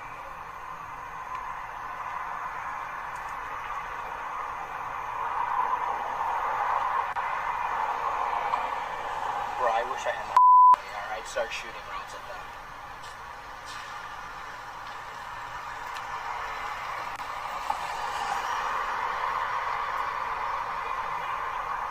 Did you hear that? I wish I had my AR. I would start shooting rounds at them. Which means he came there with the intent to kill or harm somebody. So was he just joking? No, he wasn't joking. Another thing that's going on, and let me say this. the Kyle Rittenhouse team, salute. This is probably the most genius PR reversal I've ever seen. Now, when he says salute, we're not proud of what he did. We're just saying there's such thing as, look, there's two different types of greatness. There's righteous greatness and there's wicked greatness. There are people who are wicked, and you can see them like, that was an amazing bullshit you just did. You just fucked up all these people. That was amazing. They're still, you don't like them, but greatness is not just good. Greatness can be equally bad. There's people who can be considered great men who were wicked because they did what they wanted to do and they were able to achieve what they wanted, even though it was wicked. But anyway, Kyle Rittenhouse, I'm sure y'all already seen this. In an interview with Tucker Clarkson, they asked him about his political views and the wicked genius they are, because they know they're about to pop off these lawsuits for defamation. They said, I support Black Lives Matter. And then, we'll just go ahead and play it. Let me just go ahead and play it. Now, this man just said he supports Black Lives Matter. You know what else he did? He said, I wonder, it's unfair. If I were black, would justice have been granted to that man? Would granted to me if I was black? If I was a black man, black boy? I said, trolling. Wicked genius. At that moment, he was trolling. It's like, so basically he's turning the social justice thing on his head, because it's like, oh, if I was black, I would have went to prison. I would have been granted. But he's absolutely right. This case was not about race because he shot white people. his own group of people. The thing is, and we got checked for this, be careful. Remember, it's about Jacob Blake getting shot, and the protests were happening for that. Oh, okay. It was, the protests were for Jacob Blake, and 2 white people ended up getting shot by a white person. Is it racial? This might be more culture war. That's what I was saying. This is more of a culture war between white people than it is black people. This is about the white people who see their country in middle America falling. They see their country is falling. They see all the standards is changing. They see their population is not going to be the majority in this country, at least, for much longer. And that politics are going to change, which means their culture is going to change, which means they're going to be in the old world. They're going to have to adjust to a new society, and they don't want to. And at the same time, you have your Christian, your Bible Belt people. Yeah. They're now call them evangelical. Yeah, those. So evangelicals. The problem is the Democrats have set up black people with this Black Lives Matter. Yep. Because they're gonna, in the end, after when all this shit, they're gonna say it's your fault. They're gonna say it's your fault that the country fell because Black Lives Matter started, and all this looting, all this stuff came about. The country began to fall. It causes race. It causes tension in the country, and this is why America has fallen. And you also did remember when we first talked about Dave Chappelle and the closer thing, and I said, "Is this the end of social justice? Are they done with the PC? Are they done with it?" Politically correct. I said it then. I said they're done with it. Now you're seeing the Democratic Party start to say stuff like, we need to get away from certain things. Because we're in this woke thing, we have wokeism. Wokeism. Because we're in this wokeism, we're actually having people flip and become Republican. We're losing support. This wokeism is bad. So that's why you see all these immigrants coming over here through the back door. Wokeism, let's be honest, is completely attached to black people. Now it's spread into feminism and LGBTQ and all that other stuff, but it's black. So the first thing when you say woke, they compare it to police brutality, or what they say, abolish the police. They say that's toxic. That's a toxic woke thing we need to get rid of. It's hurting the Democratic Party. Well, that's immediately attached to black people. Because black people are saying that the criminal justice system is failing us. So you got one side of the country who see their country is falling. The other side, they think that somehow it's turning to something they want. The other side is fucking communist. Yeah, I can't even. Yeah, it's just they're communists. They want to destroy the fucking country. Yeah. That's what the other side is. And we're gonna get to that. You got one side fighting for the country, and you got one side that wants to destroy. They're not fighting for the country. They're fighting for self-preservation, which is what some people call white supremacy. Yes, there's nothing wrong with that. For them. Look, man, it's your kingdom you fight for. It's your kingdom. But this is what I'm saying about the person who checked us. Look, man, there's nothing we need to do. It's the Most High is letting this thing play out like it's supposed to play out. All you have to do is sit back and watch the show. Just protect yourself at all times. And just watch the show. It's falling. If you can't see it. Y'all dumbasses be going out there and then get yourself hurt and then wonder why. Just let them destroy their country. They're destroying it amongst themselves. You can't have a country with split in half. And it's split in half. The country is split. It's so bad that they literally was talking about the southern states is going to be Republican. Yeah. And the northern states and the West Coast states going to be Democrat. It's already like that. The Republicans are literally saying they want to separate. Yeah, so which is back in the reason why they had a civil war. The country was in split.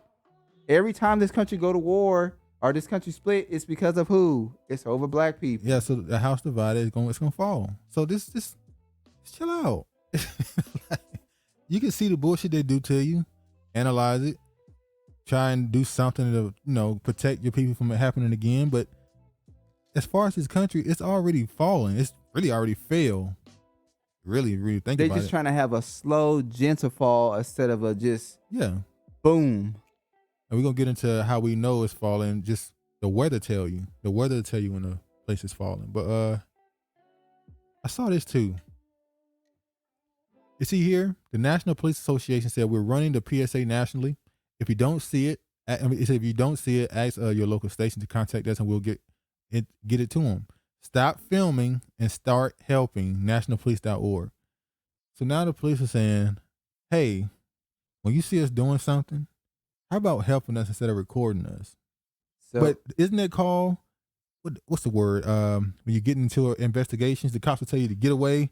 You're interfering with an investigation. Yeah, you're interfering. So now I'm supposed to interfere. Even when you're recording, sometimes they see you interfering with the investigation. So now.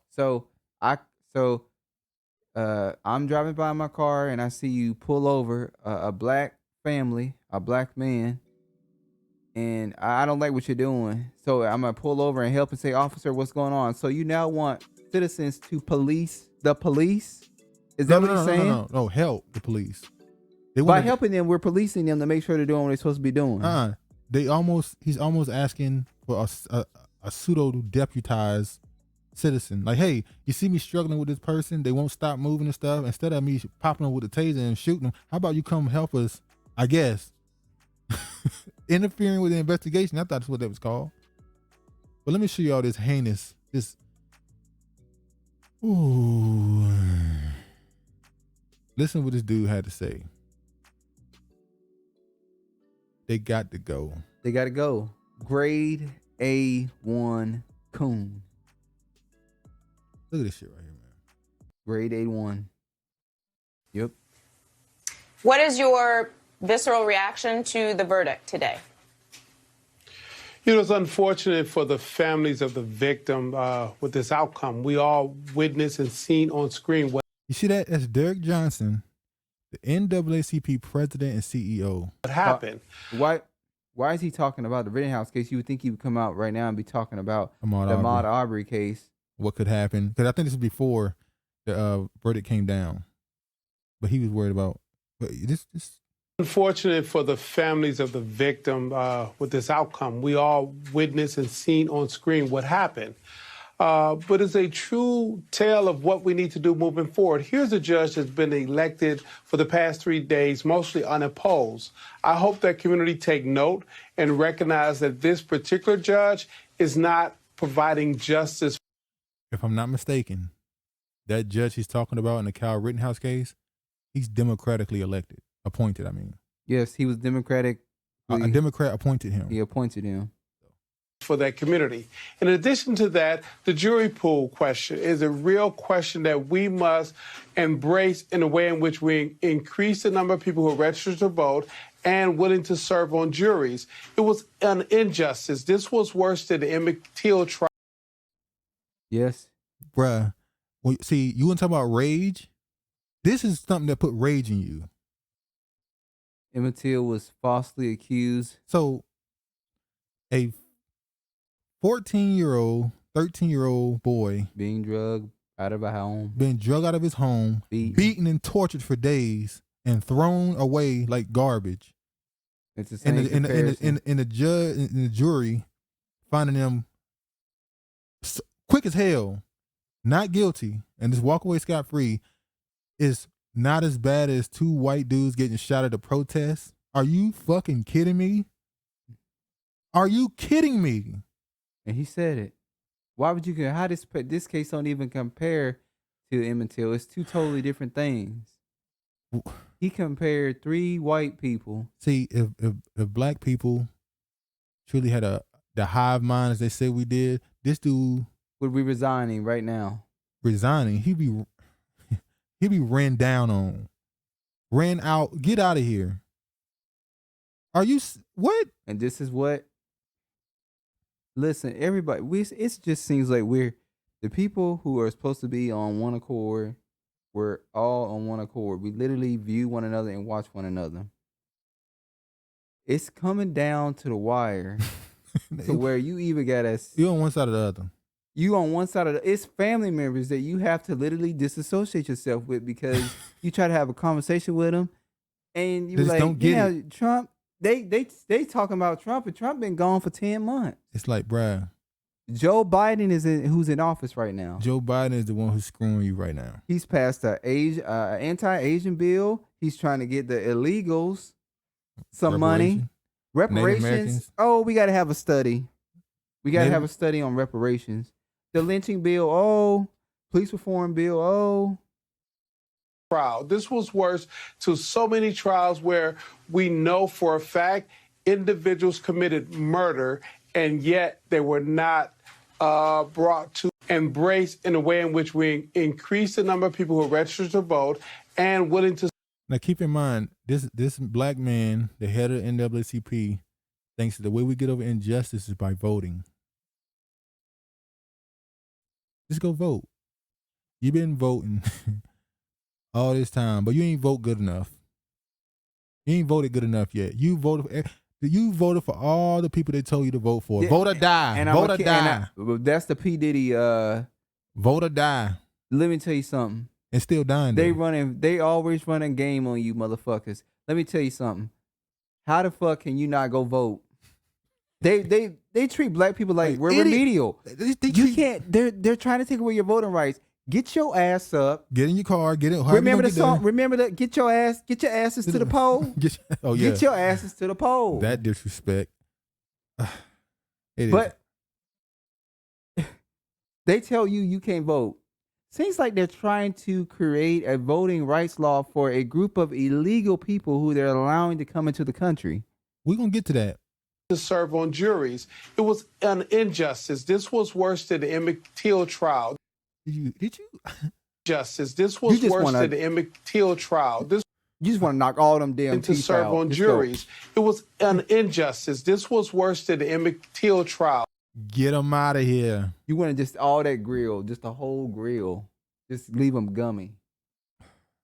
Just, yeah. Sad. Shit's sad. This is and it's sad to say, here's a black man in leadership over the NAACP, and you have to wonder, would a black woman have said some stupid shit like that? Damn, I think she even got enough sense to say, we're not going to go that far. The black man, he just go all the way in. Like, he just loving. All lives matter. You saying a black male coon is the worst coon? He had on the glasses, didn't he? He just happened to be Democratic instead of being Republican. That's the only difference. I can't go that far. But, yeah, he's bad, though. He's bad. All right. You got the profile. Oh, and here go another one with glasses on. Oh, you talking about Claiborne? Having fish fries. Oh, God. It's insane. Bro, it's just stunning, man. Jim Clyburn. He is the fucking reason. Well, he's not really the reason why we're in this shit, because South Carolina didn't help Joe Biden. Joe Biden was selected. It's clear he was selected. Hold on, bucko. Just calm it down. Because next thing you know, you're gonna start saying 2020 election. Just calm down. You're gonna get us up out of here again. We good. They get the point. That's a damn shame. Yeah. All right. A black political elite serving corporate interests is misrepresenting our country. So I think last episode we showed a sister who went in on the Democratic Party. And this dude went in on the black management group, the boule basically. So you see, the black political class projects the illusion that it makes group demands for recognition of the so-called black issues, while requesting little redistribution of resources to most black people. So they're using black people to fund their own lives and success. They use the black struggle, black issues, not to help black people to move forth in their own nepotism.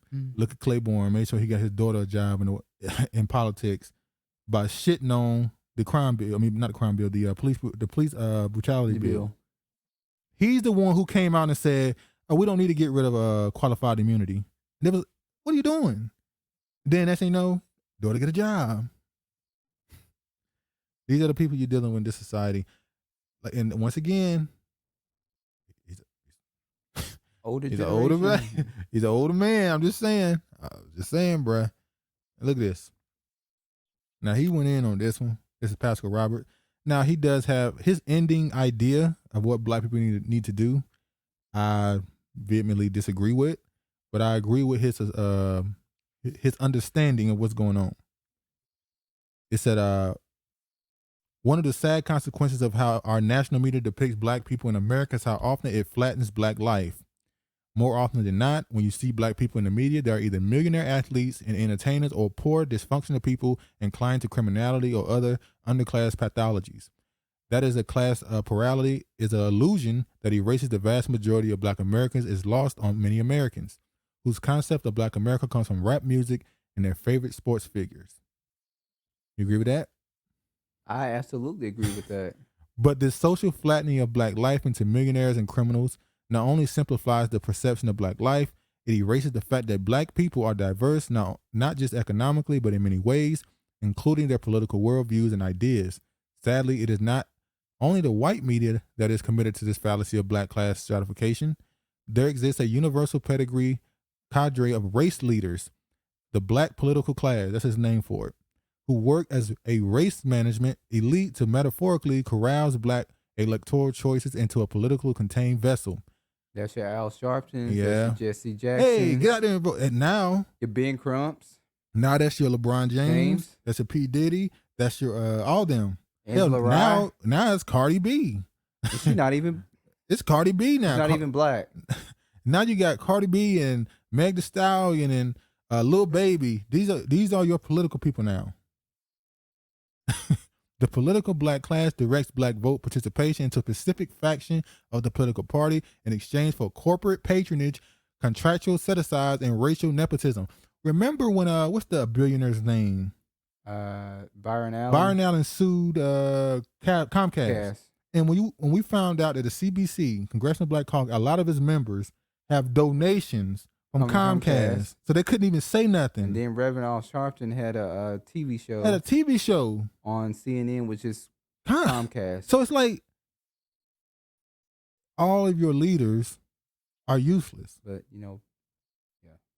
And because black politics is mediated through an elite, high educated class, it has swapped out the material politics that would help lift African Americans out of poverty for the symbolic politics that allows its members of elite to change for their to charge for their services.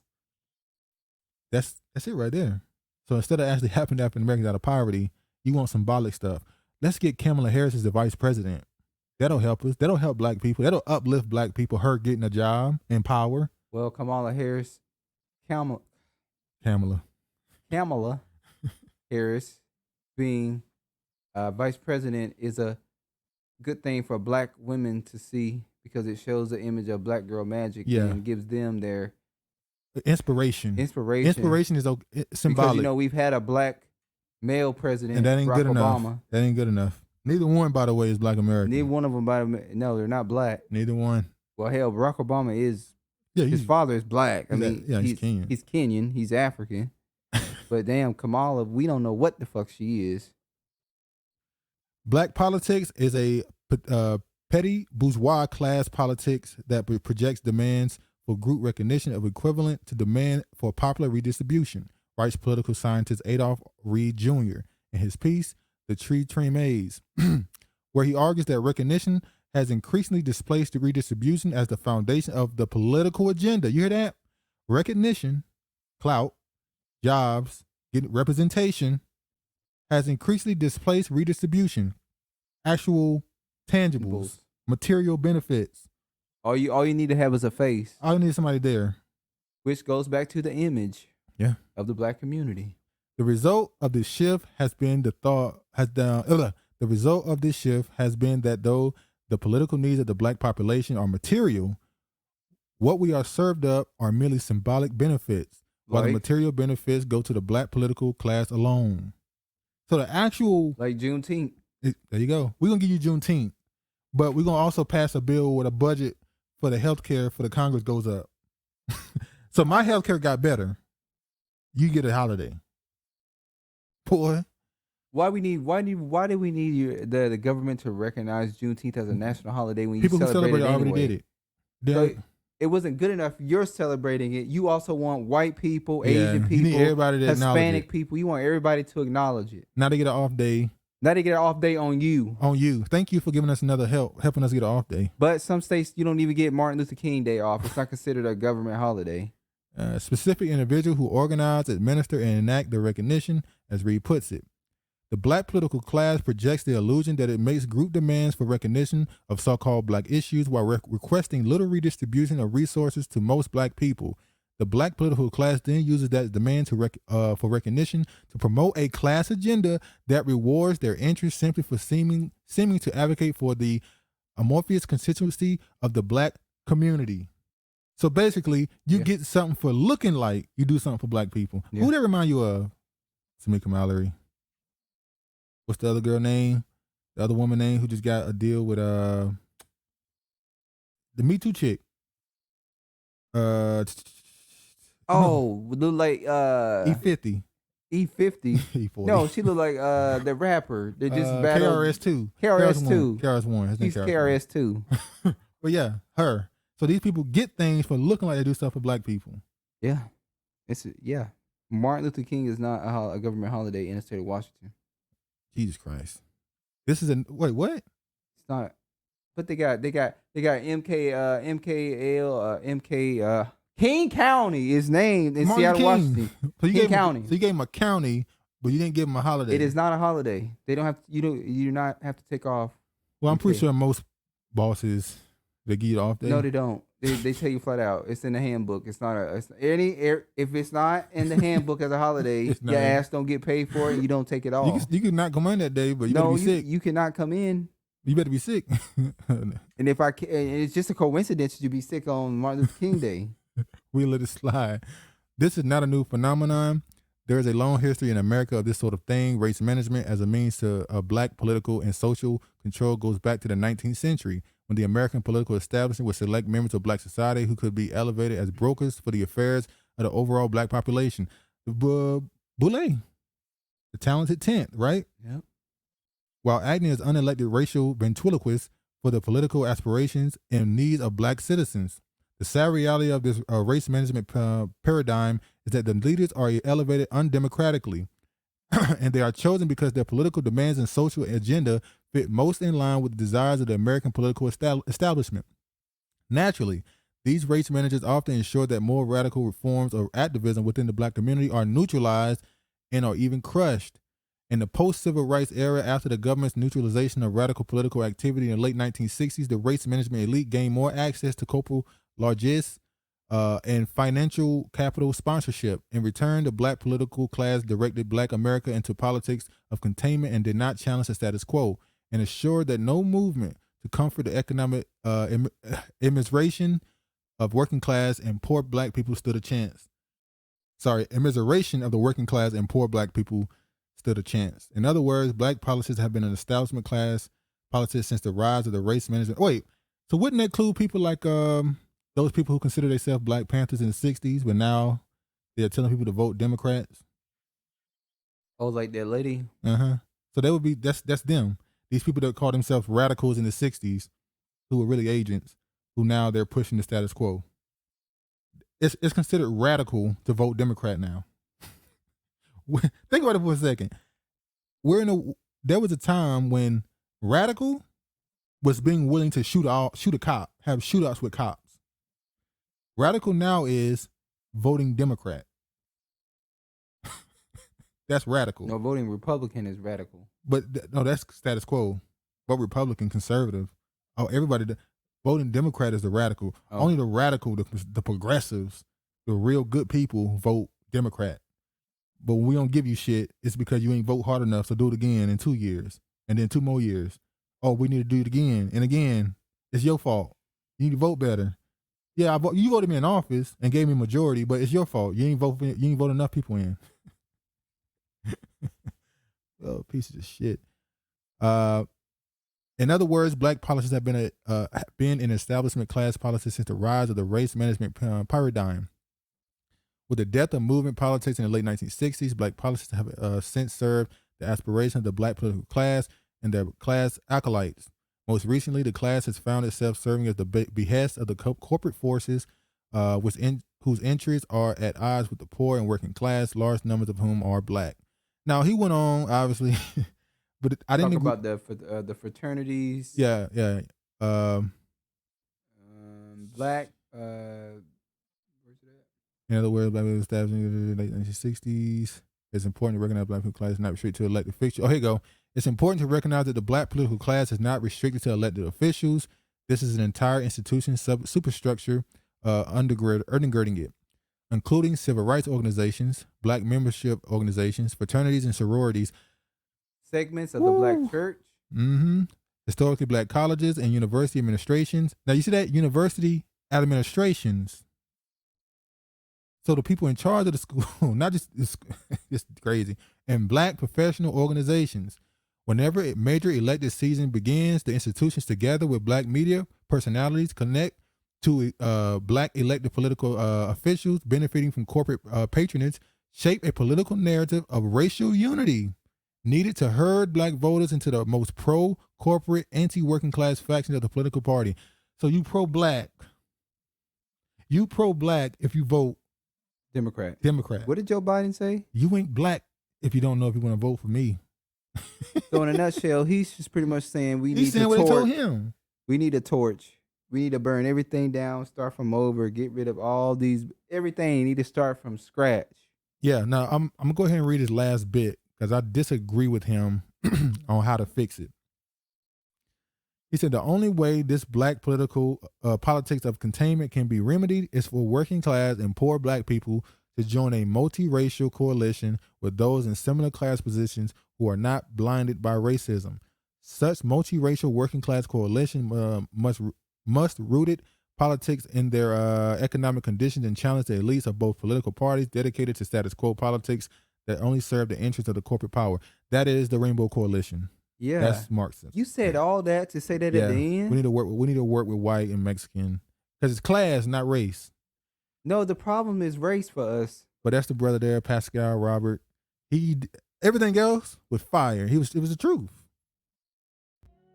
So you so disappointed at that, ain't you? It's just disappointing. It's like you said all that shit to say you need to go be around other people to help build yourself up. Yeah. Still no self-preserve, no nothing. It's just, it's always, we're never good enough. We always have to go and include ourselves and be around other people in order to view us as succeeding or getting something done. That makes no sense what you said at the end, sir. Yeah. I'm going to show y'all this now. Because remember that point he made about these people rally up black people as far as racial unity to tell them basically vote Democrat if you love black people. If you love your people, you vote Democrat. If you vote for the other side, you a coon, you a sellout, you all this other stuff. Now look at this. This is the Atlanta Journal. The title you see, more black men abandon Democrats to vote Republican polls show. We already said that. Now that was November 10th, 2020. This is when he wrote this article. This is when, right after the election, they were looking at the numbers and saw that Trump's numbers, as far as black people voting Republican, went up. Now we know this year, in Virginia, the numbers went up even more. What's his name? Yorkin? Yeah. He won more black votes than they thought he would win.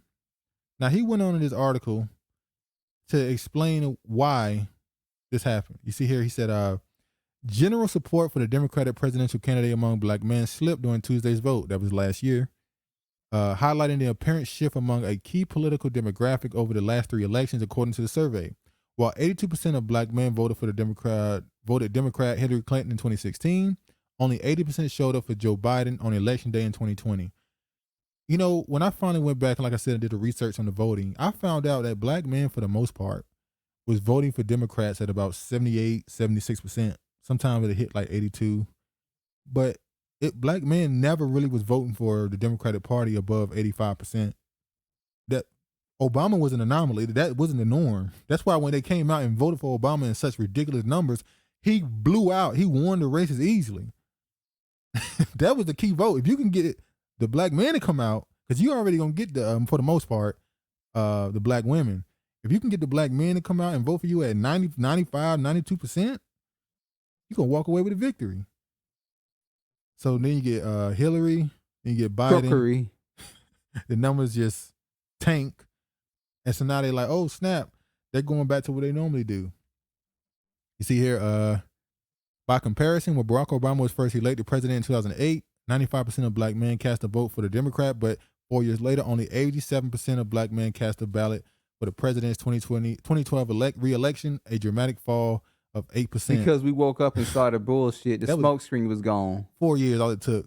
Maybe probably 1 year. It didn't even take 4 years. It took 2 months to know that this nigga won't bout shit. Obama's support among black women remained at 96% during both wins. Clinton saw 94% support among black women in 2016, but that demographic slid to 91% for Biden on Tuesday. The network reported, adding that Biden still received 9 out of 10 votes from black female voters. Driving the data, the survey was 52% of black men who said they identified as politically conservative and that they voted for the president, Donald Trump.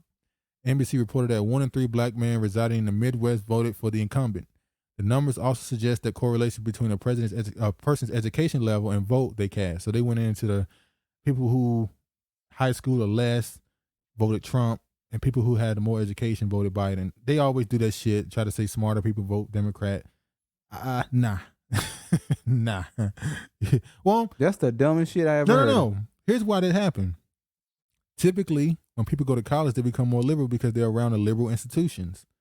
If you go to college campuses now, it's like, it's nowhere where it was all the 30, 40 years ago. They have different social groups fighting for different segments on the campus. So it's like, when you go to campus, you go to college now, it's just, it's not the same as it was. So your policies are going to change based off the environment. You're bound to find yourself in some social political group on campus. Hey, it's nothing you could do. Now, there was another article I had, but I decided not to put it up. It was a person making the point that black men have always voted Republican.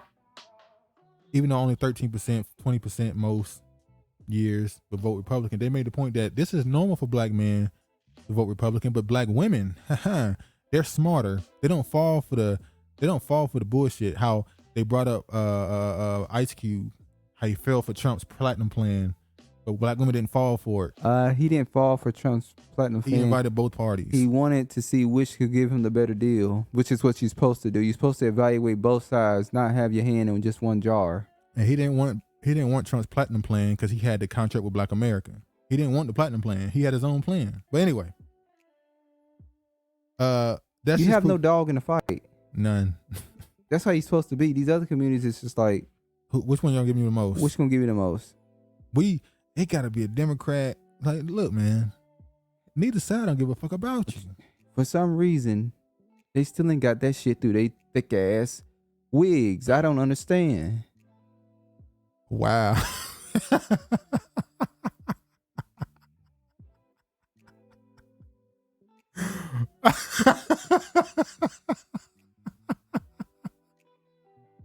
I ain't taking it out. You have to hold that player. All right. New York moves to allow 800,000 non-citizens to vote in local elections. Think it got something to do with it? Of course it has something to do with it. See, this is why you shouldn't care about the Democratic Party. The Democrats are trying to move on. They're trying. They've been trying since 2012. They tried even harder in 2016 with Clinton. Go back and look. They was really pushing for that Mexican and Latino vote. They did it again in 2020. Yeah, when we say Mexican, we think of Hispanic. What's his name? Bernie Sanders. He completely abandoned the black vote. He said no and went for the Latino vote. And it's like he lost because of that. Yeah, I mean, he was straight up about how he felt about reparations. He was straight up. He just like, no. As a matter of fact, if I'm not mistaken, Nina Turner had a speech. He had a speech to read directly to black people, and he turned it down. I said, okay. And he lost. Old Claiborne came out, gave Biden the okay, and South Carolina. He said, that's my boy. History from there. New York City. My boss. New York City lawmakers are poised to allow more than 800,000 New Yorkers who are green card holders or have a legal right to work in the United States to vote in municipal elections and local ballot initiatives. The bill, known as Our City, Our Vote, would make New York the largest municipality in the country to allow non-citizens to vote in local elections. Oh, they can't vote in presidential elections, only in local elections. Uh-huh. Well, local elections, the most important elections is local. That's what affects you the most is local. Yeah. Elections. Pretty much. Hold on. Yeah, that's the one that's all the groundwork is done locally. So that's what people that's what people were saying. Mayor. Don't boycott voting for the president. But down ballot, if you find a local person that's running for office and you agree with what they're saying, no matter what fucking side, I'm saying that part. Yeah. Then vote for them. Yeah. Hold on. The Democrats themselves are looking at Biden and Kamala like wounded dogs at this point. It ain't been 10 months. 10 months. It's you see here, this is Fox News, so let's keep that in mind. This is Fox News. A Biden-Harris dream team suddenly Dems' worst nightmare after just 10 months. They're trying to make it seem like Fox News is uncredible. No, I'm making a point because they're conservative and it's going to be an attack piece on it. Yeah, it's good. It's going to be an attack. It's not going to be no, man, this is really hurting our party. It's going to be, look at them. They're destroying their own party. You know, wolf in sheep's clothing. But let's talk about, okay, after he got in office, he didn't do shit. He didn't give you the stimulus check. Us. He didn't give it that. He then passed the anti-Asian hate bill. He then said that the pandemic was over, declared it 4th of July, and then called for more mask wearing and mandates. He's tried to put a vaccine mandate in. He pulled out of Afghanistan and left Americans. There are Americans still in the country. A lot of the soldiers' families are still in American Afghanistan. Weapons and money, millions of dollars. You see all that? It was stacks of money. Just stacks of money. So stacks of money. That's our weapons. stimulus. Yeah, that's your stimulus. They gave it to the Arabs. Oh, I'm sorry, the Afghanistan people, Afghans. But then they came over here. The Taliban, the refugees. The Taliban got the stimulus. Then the refugees came over here and got some more. Then now he's trying to do the mandate for the businesses, and then we're gonna find out later what he's trying to do at the border. How many good things has he done? Well, the Asians would say he passed the anti-Asian policy bill for them. Native Americans would say that he passed something for them. Yeah. The child care thing. The child care thing. $200 per kid, which means you have no reason to go to work. So small businesses not happy about that. Let me tell you something. We are in a place where job shortage. So when I hear homeless people on the bus saying how people don't like homeless people and how, you don't know why I'm homeless, you don't know my situation, I go, motherfucker, they paying $20 an hour. Take your stinking ass in the bathroom, wash your ass, fill out a damn application, and go in there and interview for a damn job. Hell, there's homeless people that work. Shit, yeah. They talking about damn bus drivers are homeless and they manage to wash their ass and get on the bus and drive the buses. Y'all can do the same till you get on your feet. I don't want to hear your sad sob story. It's plenty of jobs open now. There's no excuse for nobody to say they can't find a job. Even if it's not the dream job that you want, it is a fucking job. And they paying more than average. So miss me with the bullshit. So you see this right here.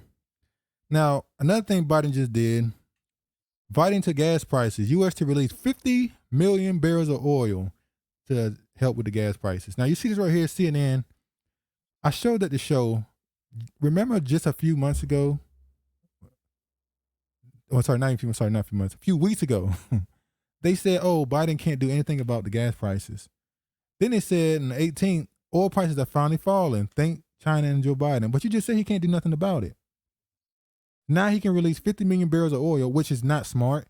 Why would you release your reserves in a situation that's artificial? This is an artificial inflation and supply chain messing up. Because you decided to set a mandate on workers, drivers can't go to the ports without being vaccinated, so some of them are bouncing. They're not doing it. So now you have all this merchandise on the docks and in the damn ocean on boats. 500,000 tankers in Long Beach? Yep. My question would be, well, I've said this in prior videos. Why doesn't he send the military to the base to unload all this stuff? Well, I think they just did. They just sent the to the ports in Long Beach to try and help. That would make sense. They finally doing it. But my point is, doesn't seem like he's trying to drain the country of resources. He's trying to deplete the country of all resources. For what? There's a big change about to happen. Yeah, China about to come in and take over this shit. That's the change. Is this another green attack? As in the eco people. You know, they was talking about climate change lockdowns over in green India. People. Yeah, over in India, the people, the tree people. Over in India, they're talking about doing lockdowns because of pollution. Now, remember when the pandemic first happened, after 2 months of the lockdown, you had a whole bunch of countries say, "Oh, the air quality." Yeah, air quality is so much better. The water is clearing up because we're not out. And then the United States said, we need to come out and do this once a year where we have a complete lockdown. But then they for went a away. month. Yeah, they just went away and didn't say nothing. Where you can't go out and drive your cars. So you got these people, these eco people, these tree huggers, who Biden's trying to deplete the resources, bust up your economy, destroy all sorts of convenience in your life to get you used to all this dramatic change. Let me tell you something, though. People who take the bus, though, they were like, this is the best time there's no traffic on the freeway. Instead, you've been on the freeway for, 10 minutes where you're supposed to be. You just flying. So for those people, they loved having that year. I'm sure nobody they did. Been on the freeway. The bus is just woo. The bus is just floating. It's just bouncing. Ubers, taxi just flying. The Ubers drivers too. They said, "Oh, it's been wonderful," but get back to normal, babe. You got to deal with that stuck in traffic. Remember that 5 o'clock traffic? The damn highway would be and let me tell you something. By miles. When it resumed, it came back. Fights gonna happen. Cause people just, on Sundays, you typically don't see a lot of people out on Sundays. They going to church. Now Sundays, people be out. They're like, anytime I have a reason to get out, I'm gonna get out. Yeah.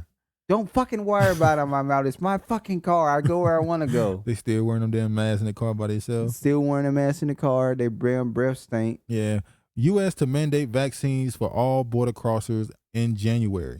Now, President Joe Biden will require essential non-resident travels crossing U.S. land borders, such as truck drivers, government, and emergency response officials, to be fully vaccinated beginning on January 22nd, the administration planned to announce. So if you already have a supply chain shortage, you're going to make it worse. You're making it worse. So somebody's trying to what? Bust up the country. Destroy the country. So you are, okay. My drivers can't, you already got the ports messed up. Now you're going to mess up the border. There's the Mexico border. There's Canada. the Canada border. So how you want stuff to get into the country and get to the people then? So that means you're not gonna be getting your damn pineapples and tropical fruits in this winter. Yeah. Which you shouldn't be getting no way, because in the climate that you're in, you're supposed to get what is available during that season. That's a problem with America. You're in America. America is spoiled. You're in the middle of the damn winter eating apples. You're in the middle of fucking winter eating pineapple and watermelon and all this shit. You're not supposed to. You're in America. You're supposed to eat what is in season. And this is off topic, But this also goes to the water crisis. That's why there is a water crisis, because these farmers are planting stuff they should not be planting during certain seasons, using up all the damn water resources. That's not all it is. The reason why the water is depleting because of real climate change, and we're going to get to that. They keep saying global warming, then they change it to climate change because it's actually a big cooling. A senior administrative official said the requirement, which the White House previewed in October, brings the rules of essential travelers in line with those that took effect earlier this month for leisure travelers when the U.S. reopened its borders to fully vaccinated individuals. How long, at this point, you can't move across this country, this globe, without being vaccinated. In another year. It's already kind of here, but in another year. That's why you can't move. You can't move around.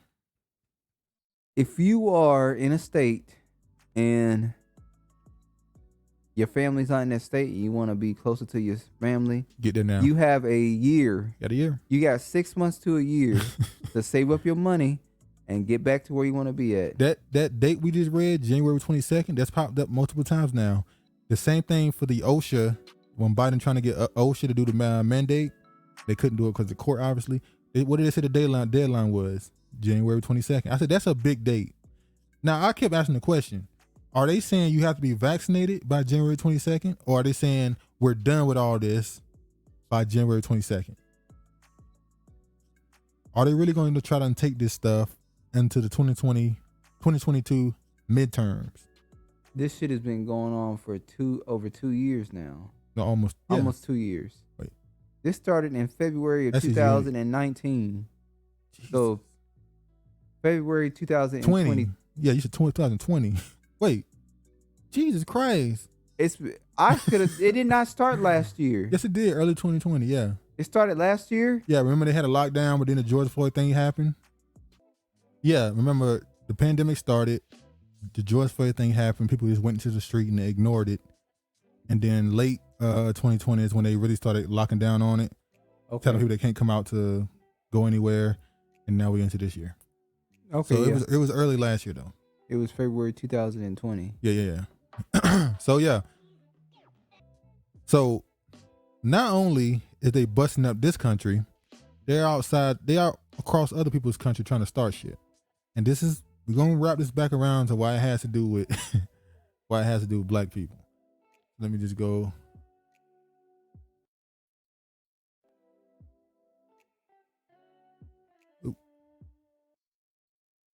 Russia accuses West of building up forces on its border. Tensions have been rising again along the Russian-Ukrainian border, with the in Washington raising the alarm at what they say is an unusual buildup of Russian troops. Okay, let me just explain what's going on right now. So in Europe, you have Belarus and Poland going at it because you have Arab immigrants coming in trying to go through their country. Like the Mexicans. Yeah. So Belarus is sending the people to Poland, and Poland is sending people back to Belarus. So they're stuck in the woods. Yeah. Kinda. And Poland is saying that Russia is doing a proxy war with the immigrants. They're using Belarus and their immigrants as a proxy war against Poland, who is part of NATO. And the same thing in America. They're saying that certain people with money are flying in immigrants Mexicans to the border and Haitians to the United States. And by the way, they said there are still Haitians here. Some of them have not left. They showed you a picture of them getting off an airplane, but not all the Haitians were deported. Well, yeah, probably so. So in the immigrants over in Belarus, Poland, trapped in between the border, they're trying to get to Germany. Yeah, that's Germany and Austria, they're under severe lockdowns with the COVID right now. So NATO has been pushing Russia. They've been driving nuclear vehicles out 10, 12 kilometers out from their border, they're threatening Russia for Russia having military people at their own border. It's like, imagine Mexico getting mad with America for having military at the Texas border. You like, that's their country. They can have. So they're trying to bully and tempt Russia right now. Then, of course, you got China. But when I saw this, And then I saw another article. They keep saying, I'm bringing up the climate change thing again. The climate is changing. It's getting cold. Yeah. And Russia is a country that likes to fight in the cold. It is a Cold War country. They should like to fight in the cold. That's their climate there. That's It's cold. climate. So they know it like the back of their hand. So so this is why it's a threat right now, seeing how it's the wintertime and America's over there. America, the NATO, and all them over there trying to punk Russia. If you look at this right here, hold on. Whenever you talk about a mini ice age coming, it's thrown off as conspiracy theory. You see here, this is The Guardian. The imminent mini ice age myth is back and is still wrong. So they denouncing it, saying it's not true, it ain't happening. This is NASA itself saying there is no impending mini ice age. This is February 13th, 2020. Anybody can see that the Earth is getting cooler. What are signs of global cooling? Droughts, the weather changes, volcanic eruptions. All those things are a sign that your country is, your globe is cooling. Another sign is, you see this article right here. This is UK forecast 3 centimeters of snow to fall every hour as forecasts warn of mini ice age. It's November 16th. So what they're saying is maps and charts show the mercury could drop as low as -7 Celsius during the week on November 23rd, with snowfall predicted to reach parts of the Midland. While so far November has enjoyed milder weather, experts say that Britons are about to see that they're other side of the coin, the colder temperatures hitting near the start of December. So colder than normal. And I believe it. You notice that every year we've been having those cold, what's it called? Vortex? Yeah, what do they call it? I know you're talking about the vortex, yeah. The vortex. And it's mainly around Michigan, New York. Yeah. It even went down to the South last year. It did. North Carolina, Georgia, it went down freezing, there. Yeah. Juicy Smollett, when he did what he did, that happened then. It was. And then this year, it's supposed to stretch all the way from here. I think Seattle got a little bit of it too. It was mainly in the mid area in the East Coast and the South last year. Okay. But I think this year it's supposed to be all over. Yeah, you see this right here? Grand solar minimum 101. The future looks cold. Now, if you look at the graph, they try to say that it's going to get cold by 2050. By the time we get to 2050, we're going to be in the middle, or in the beginning at least, of an ice age. Very cold weather. And they say it could last up to 200 years. So basically, the colder it gets, every year it's going to get colder and colder, but there'll be times where it'll go back up, but it'll continually at some point go back down for 100 years and then go back up for 100 years, going down and up. Reason I'm bringing this up, one more, hold on. See, there's climate change, ships stuck in Arctic ice as region freezes over in bizarre reversal. Now, I'm going to ask a question. Do ice freeze if the world is warming or if it's cooling? It's a rhetorical question. It's like, it's obvious. Some people are going to say it freezes when it's getting warmer. But so if you're dealing with a country like Russia who fights in the cold, and we're about to go into the cold era right now, that means that's possible. Because why do you think the last ice age, that you can call it, ended in the 1800s? You have to, early to mid 1800s. So you have to explain, why did people leave their country in Europe to come over to America? Because it was freezing. Everything was frozen. They came to America for a chance at new farming, new land, prosperous life. They were trying to get the hell away from the cold, along with the race wars going on and stuff. You know, there's a lot of Negroes that came over here during that time too, but that goes without saying. So why would you try to, so an ice age beginning typically is the announcement of a kingdom falling. And whose kingdom is ruling right now? America. And we've been saying it right on the wall for like 40 years now. My point is, just sit back and chill. It's going to get colder. Literally. Yeah, it's going to get colder. This country's going to fall. And more things gonna happen than that, but that's pretty much what. Gonna be assed out in the cold, man. You know, black people don't like the cold. Yeah, niggas don't fuck with the cold. But I say all that to say this. America and NATO and Europe trying to push a war with Russia. It's getting cold. Russia is a cold war country. Well, guess what they just announced recently? They just said, for the first time in history, women may be included in the future military draft.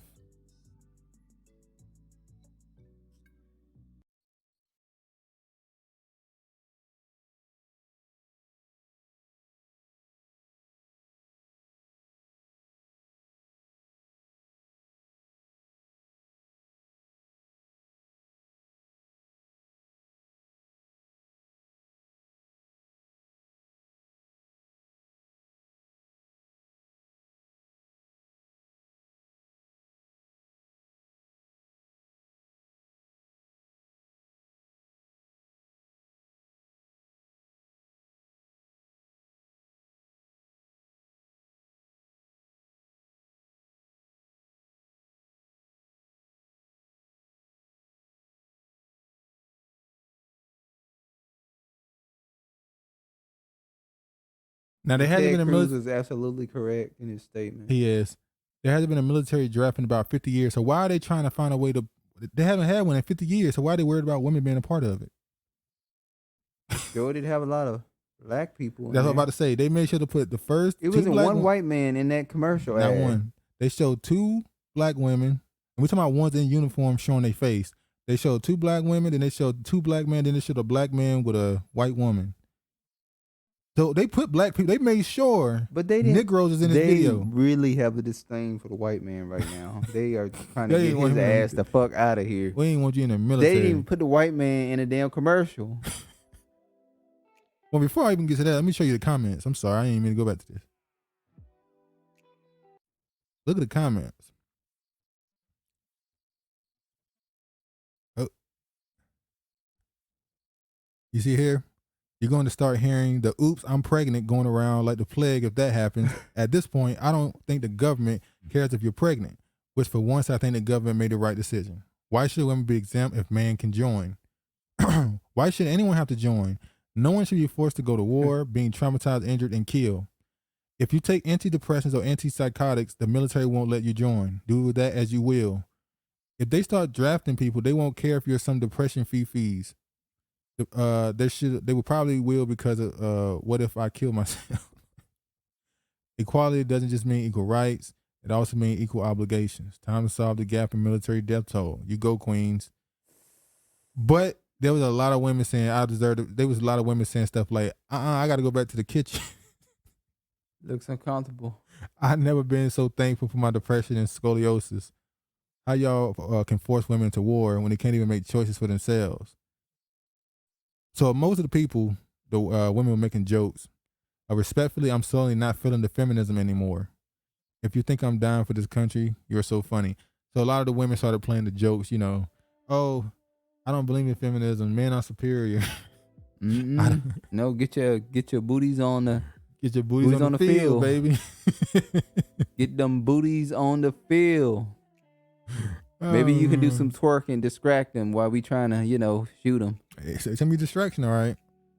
Because boy, let me stop. It's gonna be it ain't gonna be pretty. But more a little bit more COVID news. All right.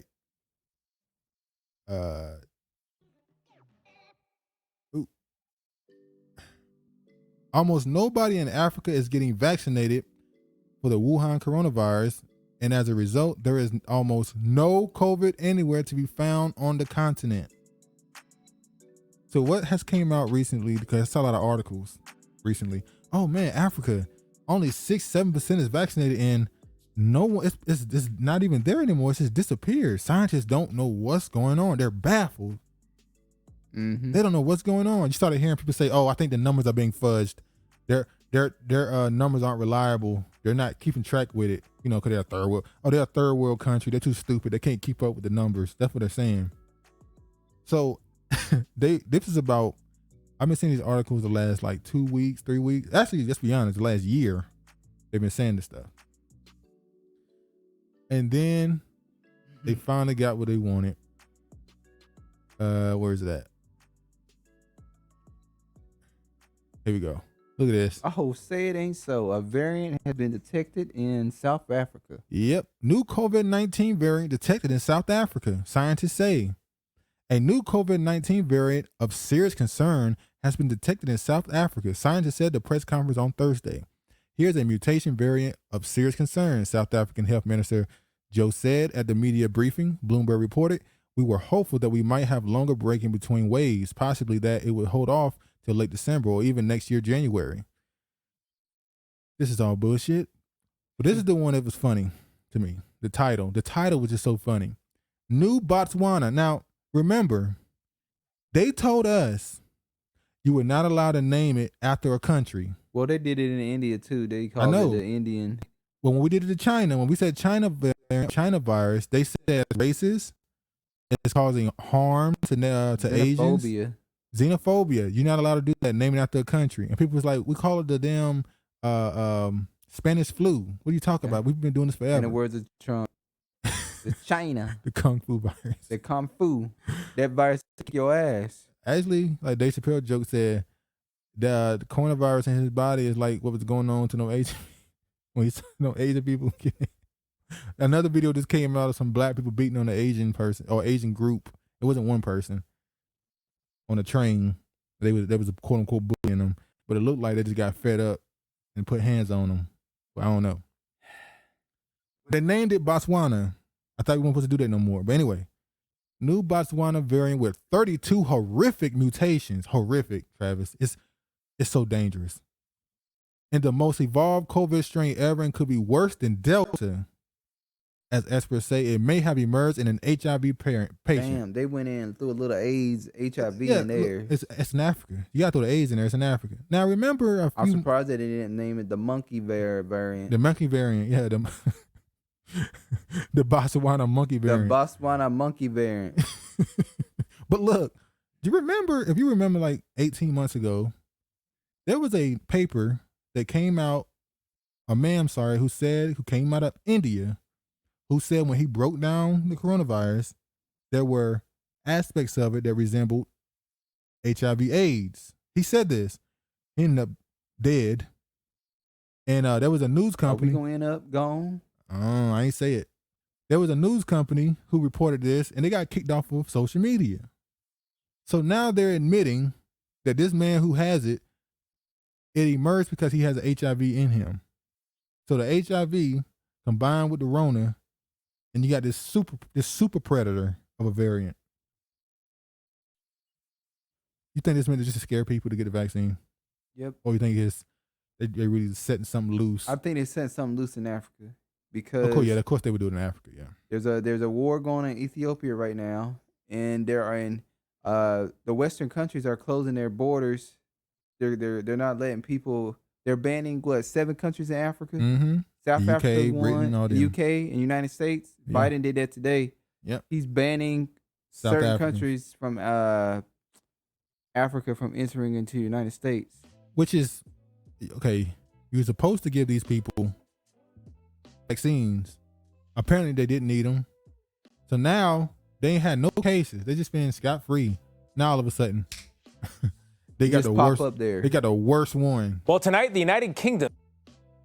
So let me just show this video. Hold on. Okay. This is CBS Evening News. This is them talking about it.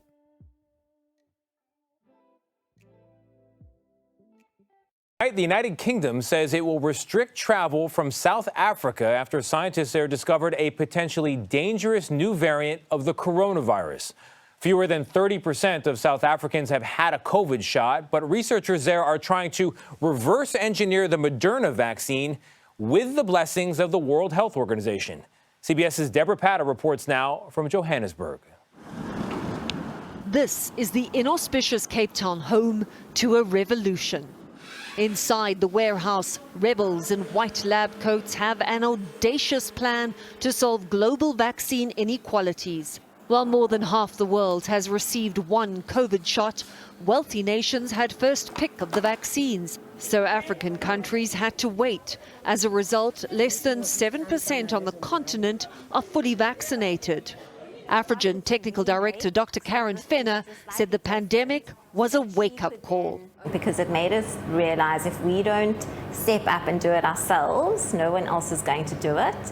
After pleading with Big Pharma to share their recipes, these scientists are done waiting and have taken the development of a COVID vaccine into their own hands.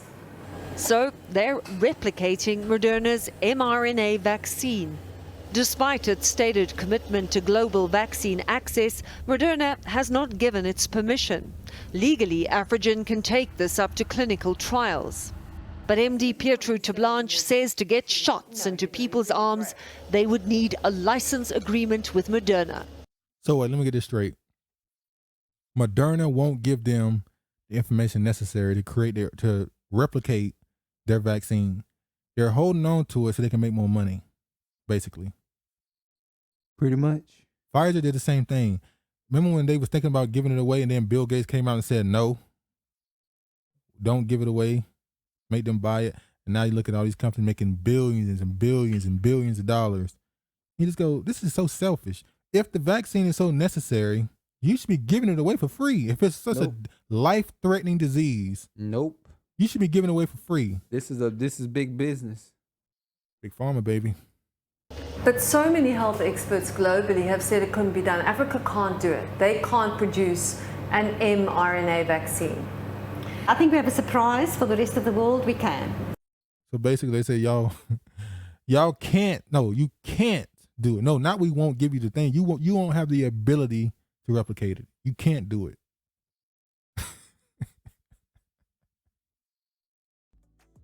It's sad. They be just talking. Let me say this. They be just spitting in Africa face. They just disrespect Africa. They didn't even say that about India. They didn't even say that about them. And they just is United States from yesterday indication came from our scientists. They sent them the one they don't want to use. AstraZeneca. Don't nobody want AstraZeneca. They sent them the one that nobody don't want. Because India been begging for the to replicate theirs too, and they said no to them. Y'all just don't know. They gave them the one nobody don't want. AstraZeneca is the one everybody was kicking out their country. Europe was openly like, get it out of here. All right. Let's see another one of these videos.